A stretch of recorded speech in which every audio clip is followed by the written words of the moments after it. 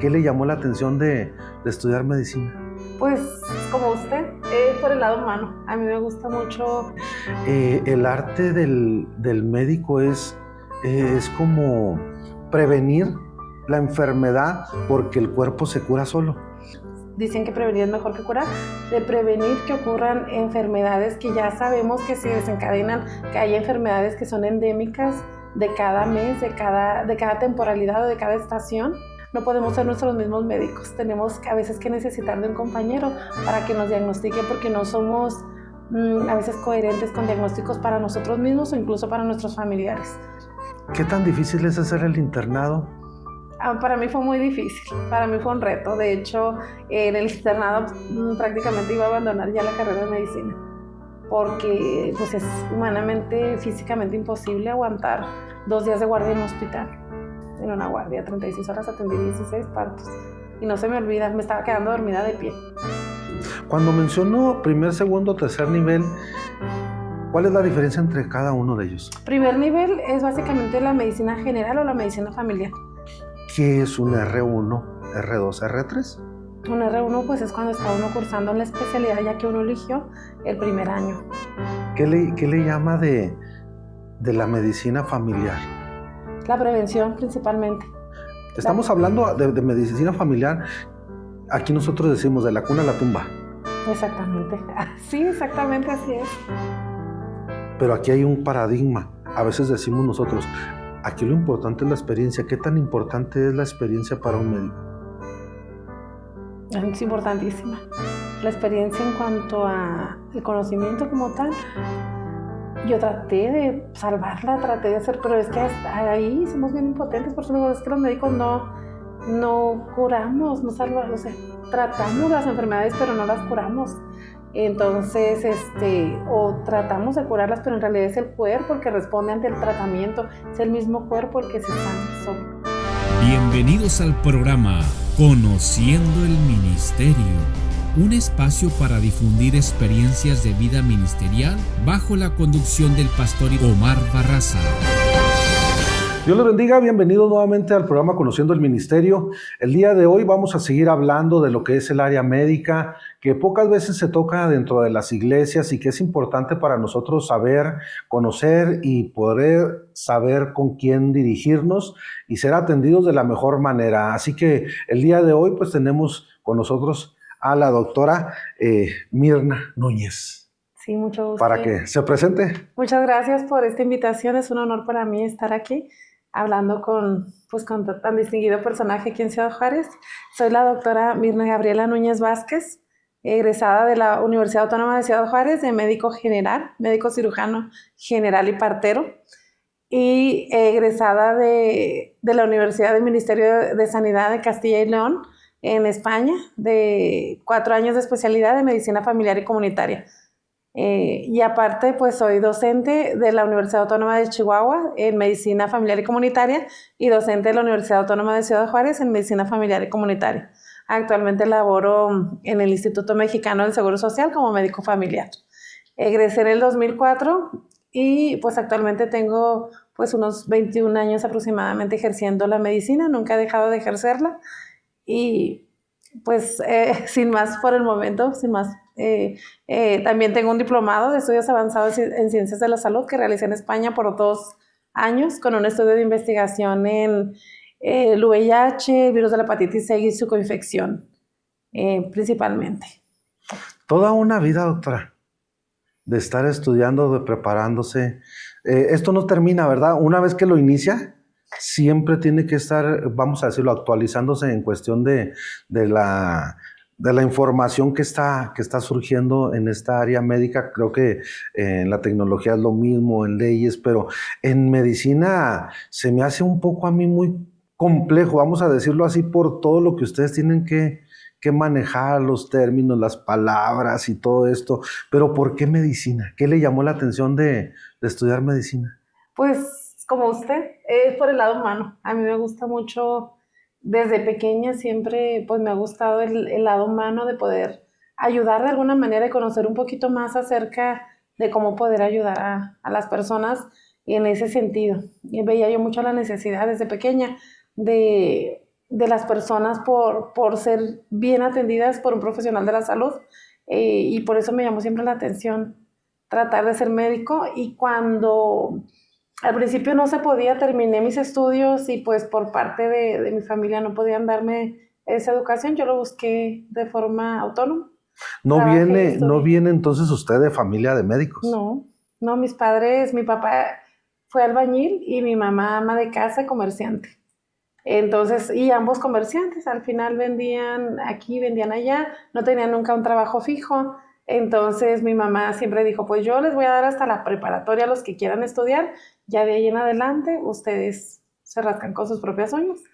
Y pues yo busqué la manera de estudiar medicina por mi cuenta. Entonces trabajaba y estudiaba y logré, gracias a Dios, terminar mi carrera. Pero bueno, vámonos hasta cuando somos niños.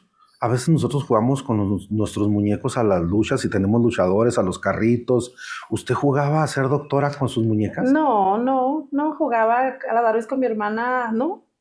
Nada que ver con la Nada medicina. que ver, no, nada que ver, pero sí, por ejemplo, tenía animales, siempre tuvimos perros, gatos, chivos, cerdos. Una vez me tocó atender un parto de una perrita mía y estaba con ella ayudándola a parir y no me daba asco ni nada, y como que ya lo tenía, no sé, desde pequeña. Mi bisabuela fue partera y curandera en el pueblo de Saucillo. Probablemente de ahí me vino el gusto, no sé.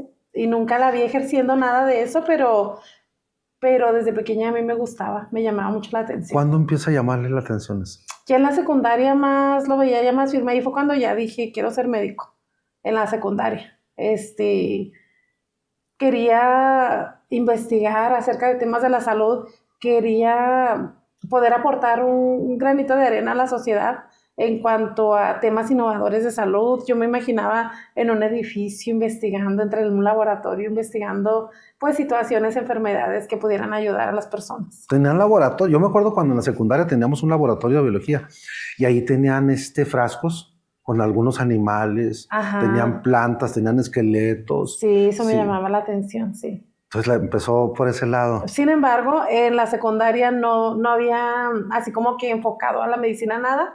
Estuve en un taller de mecánica automotriz durante los 3 años que estuve nada que ver, en la secundaria. Posteriormente ya en el bachillerato, que lo cursé en bachilleres número 7, que todavía está esa escuela actualmente, ahí sí teníamos como que el área biológica. Ahí sí ya me enfoqué más en la bioquímica y más en cuestiones relacionadas con la salud. Ahí fue donde ya como que me interesó mucho más ese tema. Luego terminé a los 17 años la preparatoria, salí chica, me dediqué a trabajar en diferentes partes. Empecé a dar también masajes reductivos a señoras, a puras mujeres, y estudié auxiliar de enfermería en el Canal 44 con Giorgio Bayorgio. Con él. Sí, cuando todavía estaba, Sí. Un personaje de aquí de Ciudad Juárez. Sí, claro, un ícono que fue aquí. Exactamente, estudié con él auxiliar de enfermería, terminé, tengo mi título de auxiliar de enfermería del Canal 44. Y pues ya ahí empecé a relacionarme ya mucho más con temas de salud, trabajar en hospitales, trabajar directamente con enfermos. Me gustó mucho, me siguió apasionando. Luego entré a medicina y después de 5 exámenes que realicé para poder entrar, porque no quedaba, eran aquellos entonces donde todavía había mucha corrupción y entraban mucho recomendado, y yo sentía que me iba muy bien porque yo tuve muy buen promedio al salir de bachillerato y yo sentía que el examen era muy fácil y no quedaba. Después del 5.º intento quedé, porque yo decía, si yo no estudio medicina no voy a estudiar nada. Solo es medicina, no puedo estudiar ninguna otra carrera que no sea medicina. Bueno, pero cuando decimos medicina, a veces pensamos que abarca todo, ¿no? De estar desde un lugar al otro, no sé, en todo el edificio, en todo el hospital. Pero, ¿cuáles son las vertientes de la medicina? Pues principalmente conocer el cuerpo humano, trabajar con personas, tratar de diagnosticar, tratar en ocasiones de curar. No curamos muchas veces, sino más bien tratamos. El cuerpo humano se cura solo. Se cura con y a pesar del médico. Escuchaba una frase, no recuerdo ahorita el autor, escuchaba una frase que decía que el arte del médico es como prevenir la enfermedad porque el cuerpo se cura solo. Algo así escuchaba yo. Sí, de hecho ahorita estamos muy enfocados, lo que es la medicina familiar comunitaria está muy enfocada en la prevención. Nosotros pues tratamos de prevenir, dicen que prevenir es mejor que curar, de prevenir que ocurran enfermedades que ya sabemos que se desencadenan, que hay enfermedades que son endémicas de cada mes, de cada temporalidad o de cada estación durante el año, y también son de cada área, de cada región. Nosotros no tenemos las mismas enfermedades en el norte que en el centro o que en el sur de México o que en otro país. Hay enfermedades que son pues ciertamente de la comunidad, entonces se trata de prevenirlas. Por ejemplo, nuestro principal enfoque actualmente son las enfermedades crónico-degenerativas, como la hipertensión o la diabetes, pues que causan muchas enfermedades, muchas secuelas, mucho daño a órganos, y pues principalmente nuestro enfoque es tratar de prevenir estas complicaciones cuando ya está la enfermedad instaurada. Si hay condiciones que favorecen que se desarrollen estas enfermedades en los pacientes, tratamos de advertirlos para que ya empiecen a cuidar su salud desde antes de que aparezca la enfermedad. Ya una vez instaurada la enfermedad, pues hay que tratar de evitar que lleguen a una secuela de esta enfermedad, a un daño a algún órgano, para mejorar la funcionalidad de las personas. Pero antes nosotros recurríamos mucho a la tía Wikipedia. Teníamos alguna duda y rápido íbamos y consultábamos con Wikipedia. Ahora estás en Alexa y todo le queremos preguntar y nos contesta, nos da respuestas. Llega la inteligencia artificial ahorita a inundarnos. Y aparte, abrimos las redes sociales y hay opinólogos por todos lados. ¿Cuál es el peligro que se está corriendo al querer yo facilitarme la vida? Digo, en este sentido de, ¿para qué ir a hacer una cita? ¿Para qué ir a consultar? ¿Para qué esperar? ¿Para qué esperar a que me digan? Si aquí rápido nomás le digo, Alexa, me siento así, ¿qué tengo? ¿Qué tomo? ¿Qué hago? Y me puede dar una respuesta. ¿Qué peligro se corre? La desinformación. Principalmente yo lo he notado con mis pacientes, que ya llegan con un cúmulo de información que buscaron en las redes sociales o buscaron por medio de la inteligencia artificial, y pues obviamente no tienen el factor humano, son artificiales, como su nombre lo menciona. Nosotros tenemos, aparte que el conocimiento, que no va a ser el mismo, a lo mejor esa inteligencia artificial busca en todas las bases de datos, pero nosotros tenemos el lado humano, que eso no lo va a tener ninguna inteligencia artificial. Nosotros nos podemos acercar a la persona de forma, en todos los aspectos, biológico, psicológico, social, vemos el ser humano, todo el compendio, y pues ya le podemos orientar un poquito mejor y realmente ver si esa enfermedad, porque el contexto de una enfermedad es clínico y es sintomatológico, es todo el contexto humano. Por ejemplo, la persona puede llegar y decirnos, miren, yo tengo ya me dijo Wikipedia, ya me dijo la inteligencia artificial que tengo un hongo en la espalda, un hongo. Ya le llega con el diagnóstico. Ya me llegan con el diagnóstico, una lengua de pino, no sé qué, me llega con esos diagnósticos. Y ya nosotros en el contexto vamos revisando y vemos que a lo mejor no es un hongo porque el paciente metió los datos mal, es una psoriasis o es otra patología, es otro tipo de patología. Nosotros primero interrogamos, vemos todo el contexto del paciente como tal y después exploramos y vemos si correlacionamos tanto la exploración, el interrogatorio como la exploración clínica. Es muy importante esos dos contextos, cosa que no tiene la Wikipedia ni la inteligencia artificial, que no pueden explorar al paciente como tal. Tal vez en un futuro ya hagan un escaneo y le digan todas las patologías, hagan un estudio genético de esa persona antes de que se enferme de cualquier cosa y pues le puedan decir, mira, tú tienes predisposición a tener diabetes, hipertensión, cáncer de mama o cáncer de colon, etcétera. Pero en el momento no lo hay todavía. Entonces, pues nosotros podemos tener mayor amplitud en el contexto de la evaluación integral de un paciente por medio del interrogatorio y posteriormente de la exploración física, porque incluso, aun con el interrogatorio, no podemos llegar a una conclusión final si no exploramos, porque nosotros podemos imaginarnos por el contexto que el paciente nos dice o lo que le sacamos en el interrogatorio, le extraemos de información, podemos tener una opinión diagnóstica ya, pero tenemos que correlacionarlo con la exploración clínica y muchas veces no coincide. Ya sea porque al paciente se le olvidó, omitió darnos alguna información, pero en el momento que ya lo exploramos clínicamente vemos, no, estaba erróneo el paciente, lo que tiene es esto, no es esto otro, porque ya en la exploración clínica pues nos da más bases para poder detallar un diagnóstico. Bueno, ¿y qué pasa si esa persona llega somatizada, sintiendo que tiene? Y si ya lo investigó y si le dijo que sí lo tiene, y ya se asumió que verdaderamente tiene esa enfermedad, pero nomás viene somatizada. Están los síntomas y signos clínicos. Están, por ejemplo, las constantes vitales, que no engañan, esas no engañan. Está la exploración física, que tampoco engaña. Que eso no lo hace la inteligencia Y artificial. eso no lo hace la inteligencia. A mí me han llegado médicos como pacientes, médicos internistas, médicos especialistas, somatizando algo. Y al momento de y ellos saben de medicina y ellos están conscientes y vienen y los exploramos y no es lo que ellos pensaban, es otra cosa. A veces nosotros no podemos ser nuestros mismos médicos, tenemos a veces que necesitar de un compañero para que nos diagnostique porque no somos a veces coherentes con diagnósticos para nosotros mismos o incluso para nuestros familiares. A veces necesitamos del apoyo de un compañero para que lo vea como de una forma separada, sin interponer ningún tipo de sentimiento y poder tener un diagnóstico más certero. Es cierto que se llega a decir que los pacientes más difíciles son los médicos. Sí, exactamente. Sí, porque como ya sabemos los efectos secundarios de los medicamentos o ya conocemos la patología como tal, pues muchas veces no aceptamos los tratamientos que nos están otorgando. Decimos, no, pues porque ya sé que esta patología es así, no tiene cura más que con el tiempo, se va atenuando. No, yo no quiero tomar antiinflamatorios porque me pueden ocasionar una gastritis o un daño al riñón. No quiero tomar anticonceptivos. De hecho, teníamos una situación cuando yo estaba en la universidad, muchas doctoras quedábamos embarazadas.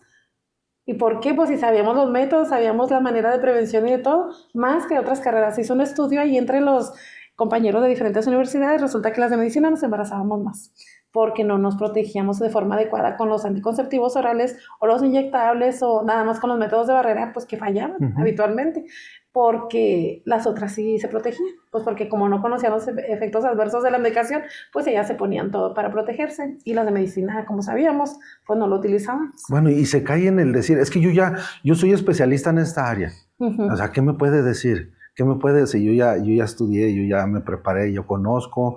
A lo mejor usted apenas es R1, R2, yo ya tengo 20, 30 años ya de ejercer, en fin, pero ahora vengo yo como un paciente y me va a atender alguien que apenas inicia. Se llega a dar ese roce también, sí, para luego poder ser atendido como debería. Sí, desde luego. Cuando era residente, bueno, cuando todavía no terminaba mi especialidad, pero ya era médico, ya había atendido pacientes en España. Llegaban los pacientes y me decían, no, tú eres estudiante, yo no quiero que tú me atiendas, yo quiero que me atienda el otorrino, el adjunto. Cuando yo rotaba por las diferentes especialidades, claro, no querían ser atendidos por mí porque yo era una estudiante, y aparte extranjera y aparte mujer. A veces llegaban al hospital diciendo, yo no quiero ni que me atienda un extranjero, ni mujer, ni residente, quiero el médico adjunto y hombre. Así llegaban con esas especificaciones, pero como es la sanidad pública, no, usted tiene que llegar a atenderse con el médico que le toque como asignación. Entonces ya llegaban con nosotros y a las doctoras sí nos discriminaba un poquito de, oye, mi niña, oye, señorita, oye, jovencita, oye, señora, o chica, o hermosa, o sí. No, yo soy doctora, no me llame de esta manera porque no tenemos esa confianza. O cuando íbamos, es muy habitual también ir una doctora acompañada de un enfermero a las consultas domiciliares. Cuando me tocaba ir a las consultas domiciliares, era muy común que la gente se dirigiera a ellos como doctores y a mí como enfermero.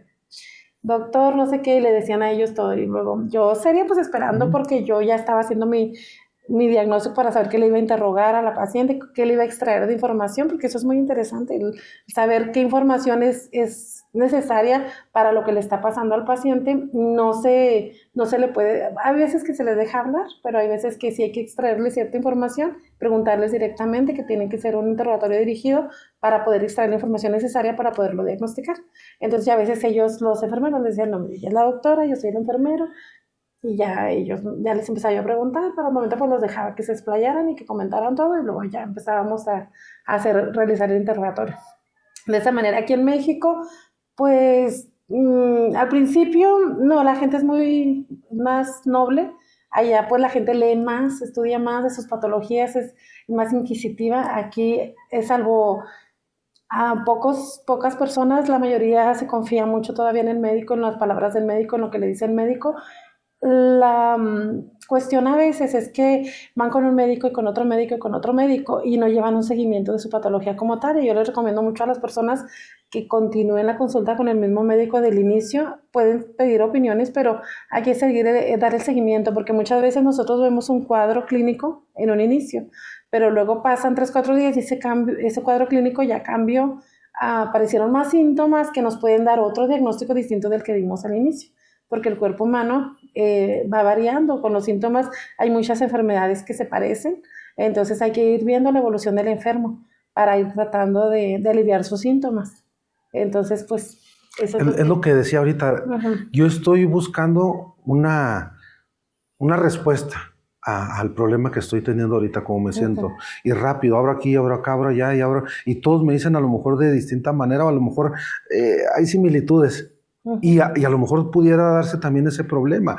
Les comentaba en el tiempo cuando estuvieron aquí los magistrados, que estuvieron los jueces hablando de jurisprudencia, les decía yo, ¿qué pasa con el programa de Sor Juana? Es un programa que se diseña para que yo pueda meter mi resolución, vamos a decirlo así, de la sentencia, y ese programa me lo va a leer y me lo va a traducir al nivel, no sé, de leerlo como si estuviera leyendo La Caperucita Roja, ¿sí? Pero, vaya, con los anónimos que luego se llegan a dar, y si no lo leyó bien, y si me da una interpretación equivocada, por decir, en el área médica, hablar de escatología, ¿qué vendría haciendo? Pues ¿Qué estudia? ¿Qué lleva? ¿Qué hace? la escatología. No recuerdo ahorita muy bien la definición. Si me lo pudiera definir, por favor. Que estudia lo que son los análisis que llevan las personas, excremento, orina, para que lo puedan estudiar. Algo así, y estaba yo entendiendo que es la escatología que manejan en la Bueno, medicina. nosotros es un complemento diagnóstico, es muy importante, porque, por ejemplo, aparte del contexto que ya le he mencionado del interrogatorio y la exploración física, muchas veces nos ayudamos también con, se podría decir, pues los análisis clínicos o los complementos diagnósticos nos pueden ayudar, porque hay ciertas patologías que se pueden presentar por deficiencia de algunos metabolitos o deficiencia de algunas proteínas, o podemos ver algún daño a órganos de forma incipiente, como es la microalbuminuria en caso de insuficiencia renal. O sea, podemos ver en ciertos analitos de forma temprana, antes de que ocurra la enfermedad, que ya empieza a haber ya un daño en algún órgano. La escatología para nosotros es el estudiar o el conocer los eventos a futuro que vienen o nos habla dentro de las profecías en la Biblia. Uh-huh. ¿Qué va a suceder en aquellos tiempos que vienen? Entonces, vaya, estoy viendo que es algo muy diferente a la escatología entonces que se manejaría en medicina. Si yo le pregunto a un comediante qué es la escatología para él me diría que es el humorismo negro, es el hablar en sentido muy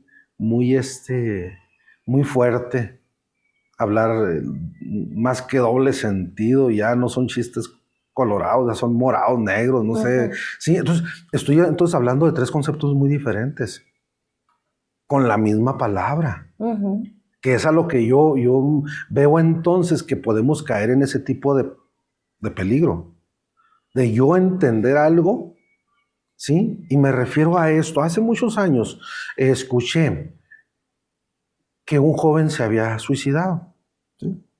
¿Cuál fue el motivo? Se iba a casar y va y pide un examen de sangre, porque era un requisito para casarse. Claro. Le hacen el estudio, le dan el resultado, llega a la casa y aquel, como a veces somos muy curiosos, no se esperó y rápido lo abrió y ahí decía que era cero positivo. Y dijo aquel joven, ¿para qué sigo entonces? ¿Para qué? Ya no me voy a poder casar, ya con esto ya se terminó todo. No tiene sentido seguir con los planes. Pues mejor hizo su carta, la dejó ahí, buscó un lugar, se colgó y se acabó la historia. Cuando llegan a buscarlo, porque no llega a la cita, lo van a buscar y lo encuentran y ven la carta y empiezan a leerla. Rápido se van a ver el resultado y era O positivo. Ujú. Y él lo transgiversó. Era Sí. tipo grupo sanguíneo y RH y él pensó que era a lo mejor una enfermedad crónica, infecciosa. Qué importante entonces se llama ELISA, el examen, Sí, de saber incluso un simple nombre. Él exactamente. solamente fue y dijo, me da un examen, quiero hacerme un examen de sangre. Ah, perfecto, ahí está, su tipo de sangre es esta. A ese, bueno, no quiero decirlo, pero a ese nivel pudiéramos estarnos enfrentando solamente por facilitarnos, querernos facilitar la vida, de agarrar el celular, de agarrar la comadre, de agarrar a Alexa o quien sea, y poder entonces tomar una decisión de qué voy a hacer o qué tratamiento me voy a dar. No estoy hablando de ir allá con el sobador, el hierbero, el que Chamán. no estoy hablando de ir Ajá. a ese punto, no. Sí, no, Estoy no, yendo de ir a una farmacia de comprar un medicamento, pero tal vez su reacción no va a ser la que...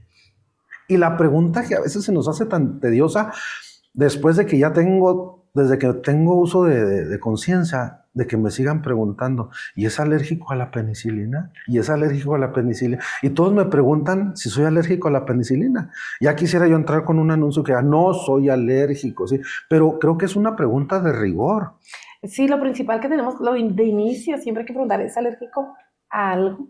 Y muchas veces las personas no se van a los fármacos, ellos se van a los alimentos. Si las fresas, las nueces me hacen daño, no, otra vez a redirigirlo. ¿Es alérgico a algún medicamento? Porque pues muchas veces podemos, nuestro principio es primero no hacer daño a los pacientes. Entonces, obviamente, si nosotros no preguntamos eso y le damos un medicamento que, como varían los nombres farmacéuticos, el principio activo viene siendo el mismo, por ejemplo, metamizol sódico, pero el nombre se puede llamar de diferentes formas. Entonces, si no le decimos esto al paciente, le podemos dar algún medicamento que él sufra, que sea alérgico a este medicamento y a lo mejor producirle una anafilaxia que lo puede llevar a la muerte. Por eso es tan importante para nosotros saber si la persona es alérgica a algún fármaco. Yo puedo ir a la farmacia X, pido el medicamento tal, y voy a la farmacia Y, pido el medicamento tal, a la farmacia Z, medicamento. Todos tienen diferente nombre, pero el compuesto en sí es lo importante, aunque tengan diferente nombre. Y ahí es donde yo pudiera a lo mejor rechazar algún medicamento, decir, no, es que a mí me recetaron este. Exactamente. Es que a mí me dijeron, me recomendaron este. Sobre todo a las personas mayores les ocurre que muchas veces la sanidad pública cambia. Nosotros siempre nos manejamos con nombres genéricos, tanto en España como aquí en México. En la sanidad pública se manejan nombres genéricos. Luego ya viene el farmacéutico, las farmacias que surten a estas entidades públicas, y a veces hay fármacos que se consiguen con un nombre, a veces cambia la forma farmacéutica, pero viene siendo el mismo compuesto activo. Pero los viejitos, las personas mayores, se prenden la cajita. Entonces es bien difícil. Y es de tal color. Cuando llegan y luego ya les cambian la cajita, Sí, porque ya fue otra farmacéutica la que surtió el mismo medicamento. No, es que este no es el medicamento, o no se lo toman con perjuicio a su salud, o sea, no lo quieren, porque no es el medicamento que estaban tomando. No les hace el mismo efecto. Ellos en su mente dicen, es que esto no es lo mismo y no me está haciendo nada, no me alivió, deme el del otro, de la cajita verde, esa larguita, porque ese sí me hacía. O también llegan con los médicos, ¿qué toma? Pues mire, tomo uno de la cajita verde y una cajita roja, y no se aprenden el nombre del medicamento. A veces, cuando no hay un historial como tal, pues también es difícil para nosotros saber, bueno, pues qué está tomando el paciente. Una pastillita blanca redonda con una rayita en medio. Sí. Bueno, yo escucho o he llegado a escuchar algo que dicen, no, es que la medicina genérica y la medicina de patente es diferente, no hacen lo mismo, no tienen la misma función. Y por ahí una vez escuché que decían que la de patente tiene una cierta capita, algo así que como para que no irrite, no haga algo, y que la genérica no, que por eso es la diferencia, que no hacen el mismo resultado.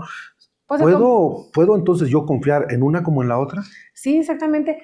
Tal vez en la de patente, pues sí le invierten un poquito más en ponerle una capa de protección gástrica, tal vez el sabor, tal vez le invierten un poquito más para que tenga un mejor sabor, por ejemplo, los jarabes para los niños, y A eso se refiere. y tal vez la genérica es más cruda, es más así con mal sabor, porque es el mismo compuesto activo. Y tal vez pudiera variar un poquito en el porcentaje de la concentración del fármaco, pero ahí vienen las concentraciones, o sea, eso está regulado por la COFEPRIS y debe de traer exactamente lo que pone el medicamento. Si pone que son 200 miligramos de ese fármaco en 5 mililitros, debe de corresponder tanto en el genérico como en el de patente, pero a eso se refiere, que el de patente le meten un poquito más de sabor, de presentación, de absorción, que es de liberación retardada, de la forma de cómo se absorbe. Por esa razón, pues cuesta más. Y hay medicamentos de patente que no hay genéricos, no existen en genéricos, solamente en patente, por eso son más caros, porque nada más ese laboratorio lo fabrica y no hay genérico de ese. Hay fármacos que son así, que no hay genéricos, solo hay patente. Como igual en las genéricas hay medicamento que no lo tienen porque solamente es de patente. Exactamente. Bueno, entonces yo sí puedo confiar, puedo ir con toda confianza a comprar un medicamento, no por el hecho de que sea 75% más barato, no me va a dar resultado, pero siempre y cuando haya atendido primero al médico y me dé el medicamento indicado. Exactamente. No yo ir y a mí me gusta y que tenga sabor a esto. No, que tenga los miligramos, que tenga la forma correcta, pues para prescribirlo. Por ejemplo, tenemos un ejemplo de un fármaco que no existe en suspensión, como es un antibiótico que se utiliza para tratar la riqueciosis. Y de este fármaco en la sanidad pública solo existen tabletas en la sanidad pública.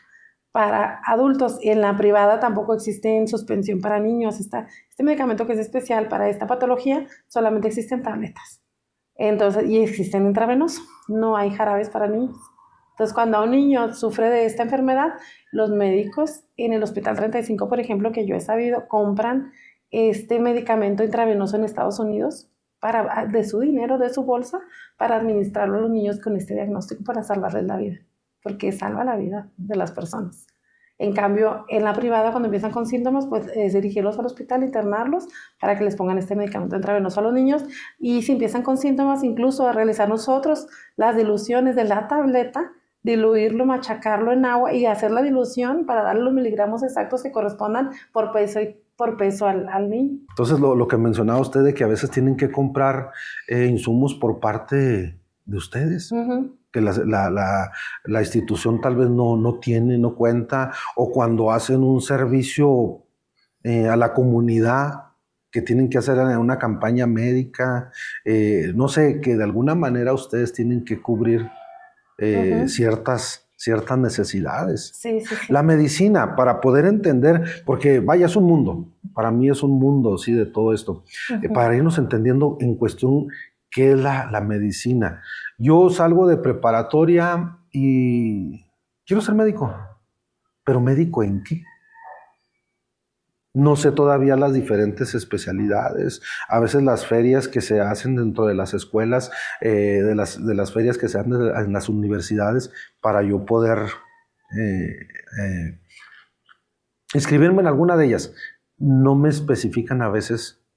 Ellos a veces tratan de decir, no, aquí cuesta tanto la colegiatura, la inscripción y el programa y el tronco común, en fin. Pero, ¿yo para qué soy bueno? ¿Cómo poder yo descubrir? Sí, porque estudiar medicina lleva, ¿cuánto? ¿4 años? ¿5 años? ¿Cuánto es? Son 7 años para médico general y son 4 años del especialista, depende de la especialidad. Hay especialidades aquí en México que son 7 años también, como neurocirujano. Y por ejemplo, lo que yo cursé aquí en México son 3 años, pero en España son 4 años, que es medicina familiar y comunitaria.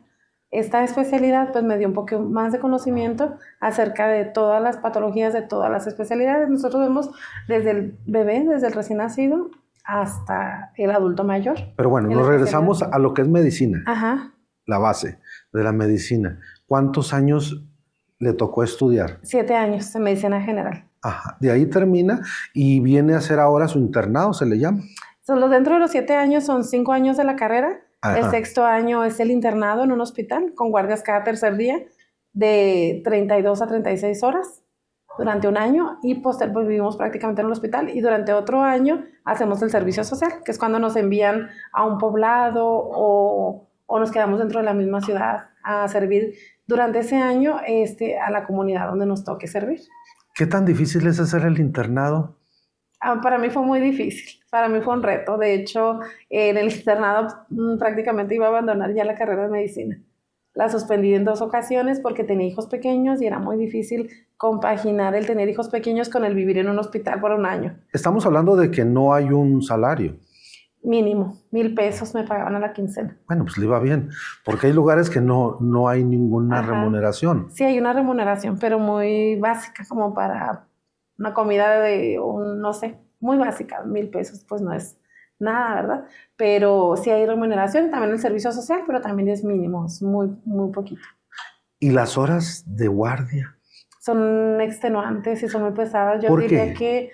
Yo diría que son antihumanas. Bueno, sí, es cierto, esto que menciona, yo lo he pensado. Digo, ¿por qué derechos humanos busca aquí, busca allá y nuestra constitución y donde quiera queremos andar haciendo protestas y hacemos huelgas y hacemos de todo, ¿no? Pero ¿por qué dentro de medicina no hay algo que regule? Digo, a mí se me hacen 36 horas de guardia, a veces ya para Son las inhumanas. 12 horas ya no rendimos igual. Son inhumanas tanto para nosotros como para los pacientes, porque ya no estamos frescos, ya no tenemos la mente alerta como para diagnosticar o tratar algo o curar a alguien. La verdad, es cuando más podemos cometer errores, a pesar de que nosotros no queramos cometer errores, podemos cometerlos, más durante estas horas que ya estamos extenuados. A mí me sucedió. Tuve un accidente con una máquina y tuve una cortada, me corté los tendones. ¿Sí? Llego al Hospital General y no me quisieron operar. Me mandaron al Hospital Familiar, me revisaron, no me quisieron operar. Me mandan al Hospital Español, creo que era, tampoco me quisieron operar. Me mandan al General y batallaron mucho porque nadie me quería operar. Yo no entendía lo complicado que era hacer una operación, decía yo, tan sencilla que pudiera hacer. Y esto me sucede como a las 11 de la mañana, casi mediodía. A las 9, 10 de la noche me están haciendo la primera operación en urgencias. ¿Sí? Me abren y empiezan a checar, sino que pues yo no sé qué está sucediendo. De repente escucho que dice 600, 700, 800, 900. Paren, ya no se puede. Pero no se puede, ¿qué o qué? Ya después me dijeron algo así que era la cantidad de sangre que estaba yo Perdiendo. Sí, y por eso detuvieron la operación. Bueno, me pasan al quirófano, pero para eso creo que ya eran como las 2 de la mañana cuando me hubo oportunidad. El que me operó era un residente, sí.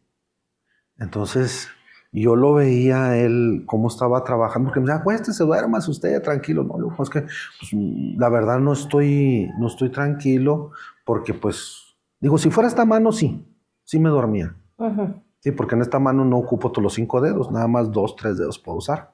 Sí, para lo que yo trabajo en la música. En sí, como es el piano, tengo que utilizar todos los dedos. Uh-huh. Y yo decía, perder un dedo es mucho para mí. Sí, aunque lo perdiera también de la izquierda, a lo mejor pudiera decir que es lo mismo, pero para mí me importaba la derecha. Porque es diestro. Sí. Uh-huh. El caso es de que luego me explicaron, no quedé bien de la mano, que porque por aquí corren abajo unas venas y que tendones, y no sé cómo uh-huh. me dijeron.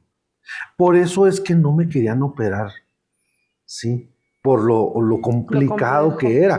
De hecho, pues me hicieron la abertura desde aquí hasta acá. Yo decía, pues es una cortadita chiquita. Pues sí, pero hasta acá me andaban buscando los tendones. Porque se retraen, entre más tiempo pasa, se retraen. Exacto. Pero fíjense, estamos hablando de casi 12 horas que se fueron extendiendo para que ese tendón se recorriera. No sé hasta dónde se vendrían. Bien, el caso es de que yo dije, si esto lo hubieran hecho de alguna manera rápida, bueno, y no sé, ¿qué hubiera pasado con un médico que tuviera 30 horas de guardia? Y a esa hora le dicen, ¿sabes qué? Tienes que operar la mano. Estar operando y entre cansancio, sueño, estrés, hambre, no sé, y tú vas a tener que operar. Ahora, yo digo, son 36 horas, llevo 34, me hablan para una operación que implica 5 horas. ¿Yo a las 2 horas dejo la operación o tengo que concluir? No, tienen que terminarla. Entonces ya no estamos hablando de 36, ajá, estamos hablando casi de 40 horas. Uh-huh. ¿Cómo puede ser que pueda soportar un médico tantas horas? No, es muy difícil, es muy complicado. Bueno, y eso no es todo, ¿no? Inhumano. ¿Qué pasa cuando hay un castigo? Porque no se hizo algo, no se hizo un reporte X y luego dicen, estás en la guardia, pero van otras 12 horas más. Sí, a mí me castigaron una vez, me dejaron 2 días en el hospital trabajando.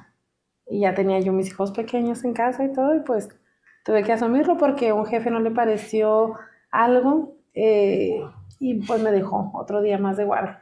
Pues yo busqué la manera de ratitos que tenía libres descansar, porque pues es humanamente, físicamente imposible aguantar 2 días de guardia en un hospital. Y fue cuando estaba en tococirugía, pues que es atendiendo partos. Entonces ahí tiene que estar uno alerta porque son 2 vidas, el de la mamá y el del bebé. Entonces ahí me dejaron 2 días, 48 horas de guardia. Y pues es muy inhumano, pero yo trataba de buscar momentitos para poder descansar, porque si no era imposible, no se puede. Pero ¿cómo se le hace para descansar? No se O puede sea, soportar. no me imagino yo un doctor, una doctora, no sé, como no sé, una gallina que se para en una pata y descansa de una pata y luego baja la otra y sube la en otra. Cualquier rinconcito, en una silla, en una camilla desocupada, en cualquier rinconcito se acomoda uno y trata uno de descansar. Me tocó en la guardia más extenuante que tuve de atendiendo partos. Me acuerdo porque los conté, fue la guardia que más partos atendí. De 36 horas, 16 partos. En una guardia, 36 horas atendí 16 partos. Y no se me olvida, me estaba quedando dormida de pie cuando salí de la guardia. Me miraban mis compañeras y me decían, Mirna, reacciona, porque estaba así, los ojos nada más se me hacían nistagmos, que es cuando se mueven así lateral, porque estaba dormida con los ojos abiertos de lo extenuada que estaba. Y todos tienen que pasar por esa parte, vamos a decir. Sí, pero creo que ahora ya son más flexibles, creo que ahora ya pueden librar la guardia después de las 24 horas, las guardias ya son más retiradas, ya no son cada tercer día. Ahora creo que ya las guardias son cada 5 días, pero son de 24 horas, ya les dan un poquito más de oportunidad, pero aún así es pesar, 24 horas, porque uno nada más ve cómo entran los trabajadores, salen de un turno, entra el otro turno, salen y entra el otro turno y nosotros seguimos ahí. Si quisiéramos argumentar esto de las horas, ¿para qué pudiéramos decir? ¿Para ver la vocación? Si verdaderamente tienen vocación para el servicio. No sé cómo se instauró o por qué se realizó esto. A mí me parece que no está bien, no debería de ser así. Yo pienso que con un horario, ya sea mañana, tarde o noche, que vayan rotándose los chicos, no que se queden tantas horas en un hospital. Se instauró para que nosotros aprendamos cómo tratar a un paciente, veamos la medicina en todo el contexto integral, pero pues es inhumano para el estudiante de medicina y también para los pacientes, porque pues, como les mencionaba, se pueden cometer más errores. Entonces yo pienso que habría que hacer otro tipo de modelo que no sea tan rígido y con un mejor trato para los estudiantes, para que vayan en diferentes horarios, porque a lo mejor no es lo mismo lo que se ve en la mañana que lo que en la tarde o lo que llega en la noche, con diferentes turnos para que ellos puedan aprender y absorber realmente el conocimiento que tratan de transmitirnos de esa manera tan inhumana, por durar tantas horas de guardia en un hospital, que uno no come, que uno no duerme, que está uno trabajando sin parar, físicamente sale uno agotado. Entonces ya aprende uno mucho durante ese año. Yo hice un internado de 4 meses, renuncié porque pues mis hijos se enfermaban, no tenía quien me los cuidara, y luego tenía la espinita, no es que tengo que terminar mi carrera, volví a entrar, hice otro internado de otros 4 meses, otra vez renuncié, no pude, por mis hijos otra vez, porque para mí siempre lo más importante es mi familia, más que todo. Medicina la amo también, pero lo más importante es mi familia. Y volví a renunciar. Y la tercera vez dije, no puedo renunciar, ahora tengo que terminar a como de lugar. Volví a entrar otra vez. No podían contárselos, ya llevo 4 meses ya son 8. Ya nomás me faltan 4. No me Empezamos de cero. Empezaba de cero. Y tuve que hacer los otros 12 meses. Y luego quedé embarazada de mi tercer hijo en el último internado y me la aventé embarazada, terminé, hicimos una tesina de investigación y al día siguiente que terminé mi investigación, terminé mi todo, al día siguiente parí. Entonces me la aventé embarazada todo el internado así de pesado, embarazada. Bueno, y luego el internado, ¿dónde lo hacen? Vamos a decir, en un hospital de primer, segundo, tercer nivel, pueden escoger a donde los manden, donde hayan salido conforme sus calificaciones para poder saber a dónde van. En el momento que yo elegí, nada más teníamos 2 opciones, que era el hospital general o el seguro social. Después, con el transcurso del tiempo, implementaron el ISSSTE también y creo que actualmente están los hospitales privados también. O sea, también ahí pueden rotar. Entonces, pero el momento que yo lo hice, nada más había 2 sopas. IMSS o Secretaría de Salud. Nada más Hospital General e IMSS. Cuando mencionó primer, segundo, tercer nivel, ¿cuál es la diferencia entre cada uno de ellos? Primer nivel es básicamente la medicina general o la medicina familiar. Es cuando es la primer puerta de entrada del paciente a la sanidad pública o a la sanidad en general. Es el primer contacto que tiene el paciente con un agente de salud, con un médico. Segundo nivel es cuando ya requieren de un especialista para realizar algo que no se puede realizar en primer nivel, como una cirugía. En la sanidad pública nos tienen restringidos también los complementos diagnósticos que se realizan en primer nivel y en segundo nivel. Por ejemplo, en primer nivel, por los costos, pues nada más podemos pedir sonogramas como mucho, radiografías, pero ya si requerimos una resonancia magnética o una tomografía, hay que enviarlos a segundo nivel para que ellos se encarguen de realizarlos, que ya son los especialistas en las diferentes ramas, como son ginecología, gastroenterología, dermatología, cuando ya requieren pues cirugías o complementos diagnósticos más caros.